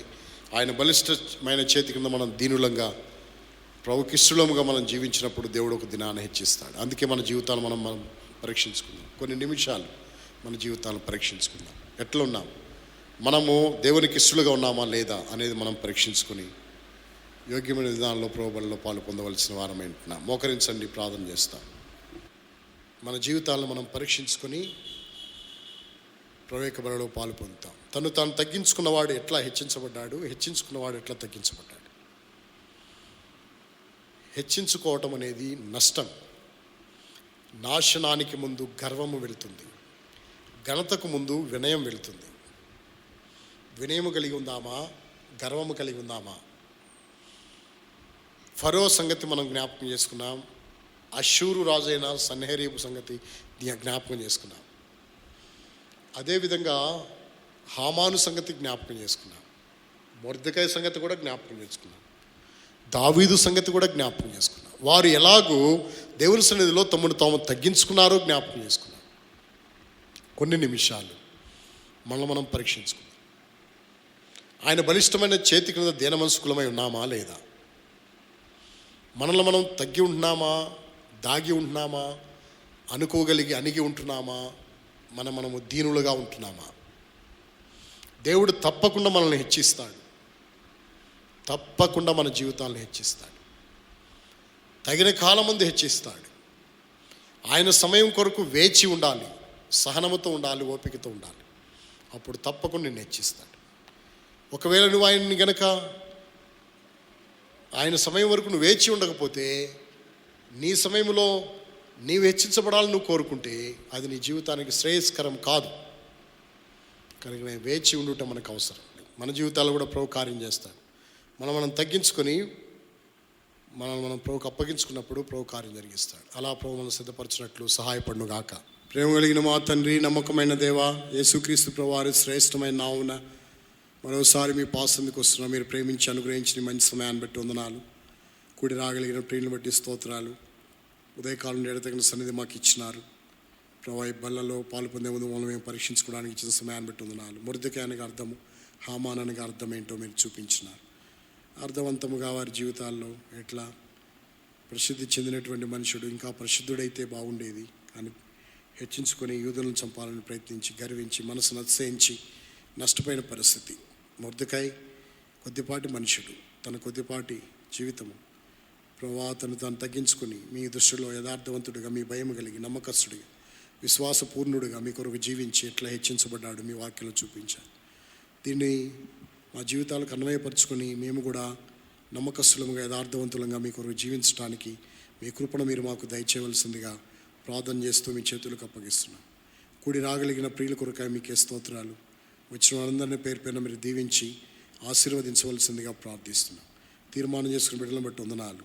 బిడ్డలను బలపరచండి తండ్రి. వారి కుటుంబాలను దీవించి ఆశీర్వదించి ఎంతవరకు లాక్డౌన్లో మీరు సహాయపడినందుకు వందనాలు. వచ్చే ఆదివారం మరలా మేము ఆరాధన కొరకై ఆయా సంఘాల్లో కూడా ఉంటుండగా పాడేరులో, చోడవరంలో, వడ్డాదిలో, అదేవిధంగా ప్రభువా జంపెన్లో, కుర్రాలో ఆరాధన కొరకు కూడా వచ్చే సమయము ఆశీర్వాదకరంగా చేయవలసిందిగా ప్రార్థిస్తున్నాం. ప్రభువా మీ బిడ్డలైన వారికి మెండైన కృప దయచేయండి. కోవిడ్-19తో బాధపడుతున్న బిడ్డల కొరకే ప్రార్థిస్తున్నాం. వారందరికీ ప్రత్యేక కృప దయచేయి. ఇండియాని జ్ఞాపకం చేసుకో, భారతదేశాన్ని, ఆంధ్రప్రదేశ్, తెలంగాణను జ్ఞాపకం చేసుకో, ఈ యొక్క రాష్ట్రాలను జ్ఞాపకం చేసుకోండి. అదేవిధంగా ప్రభువా దయలమా తండ్రి, ప్రభువా యావత్ ప్రపంచాన్ని జ్ఞాపకం చేసుకోండి. ఈ కరోనా వైరస్ని సంపూర్ణంగా నిర్మూలన చేయండి. వ్యాక్సిన్ త్వరలో రావడానికి సహాయపడండి. సమస్త విషయాల్లో మీరే కృప చూపి మీ నామానికి మహిమ తెచ్చుకోవాల్సిందిగా ప్రార్థిస్తూ మీ చేతులకు అప్పగిస్తూ మేము తగ్గించుకుంటూ మళ్ళీ ఇచ్చిస్తాం. ప్రభువా మీ కార్యాలు మీరు జరిగించమని, మీ ఉద్దేశాలు నెరవేర్చవలసిందిగా కోరుకు. ప్రభువును రక్షకుడైన యేసుక్రీస్తు వారి యొక్క పుణ్య పరిశుద్ధ నామమున మిమ్మల్ని స్తుతిస్తూ అతి వినయముగా బ్రతిమలాడి వేడుకుంటూ ఉన్నాము తండ్రి. ఆమేన్. మన తండ్రి అయిన దేవుని ప్రేమ, మన ప్రభువైన యేసుక్రీస్తు వారి యొక్క కృప, పరిశుద్ధాత్మిక అన్యోన్య సహవాసము, సమాధానము ఇప్పుడు ఎల్లప్పుడు ఇక్కడ చేరుడు మనందరికీ, సర్వలోకములో తన ప్రేమించు వారికి సదాకాలము తోడై ఉండి నడిపించునుగాక. ఆమేన్. Praise the lord.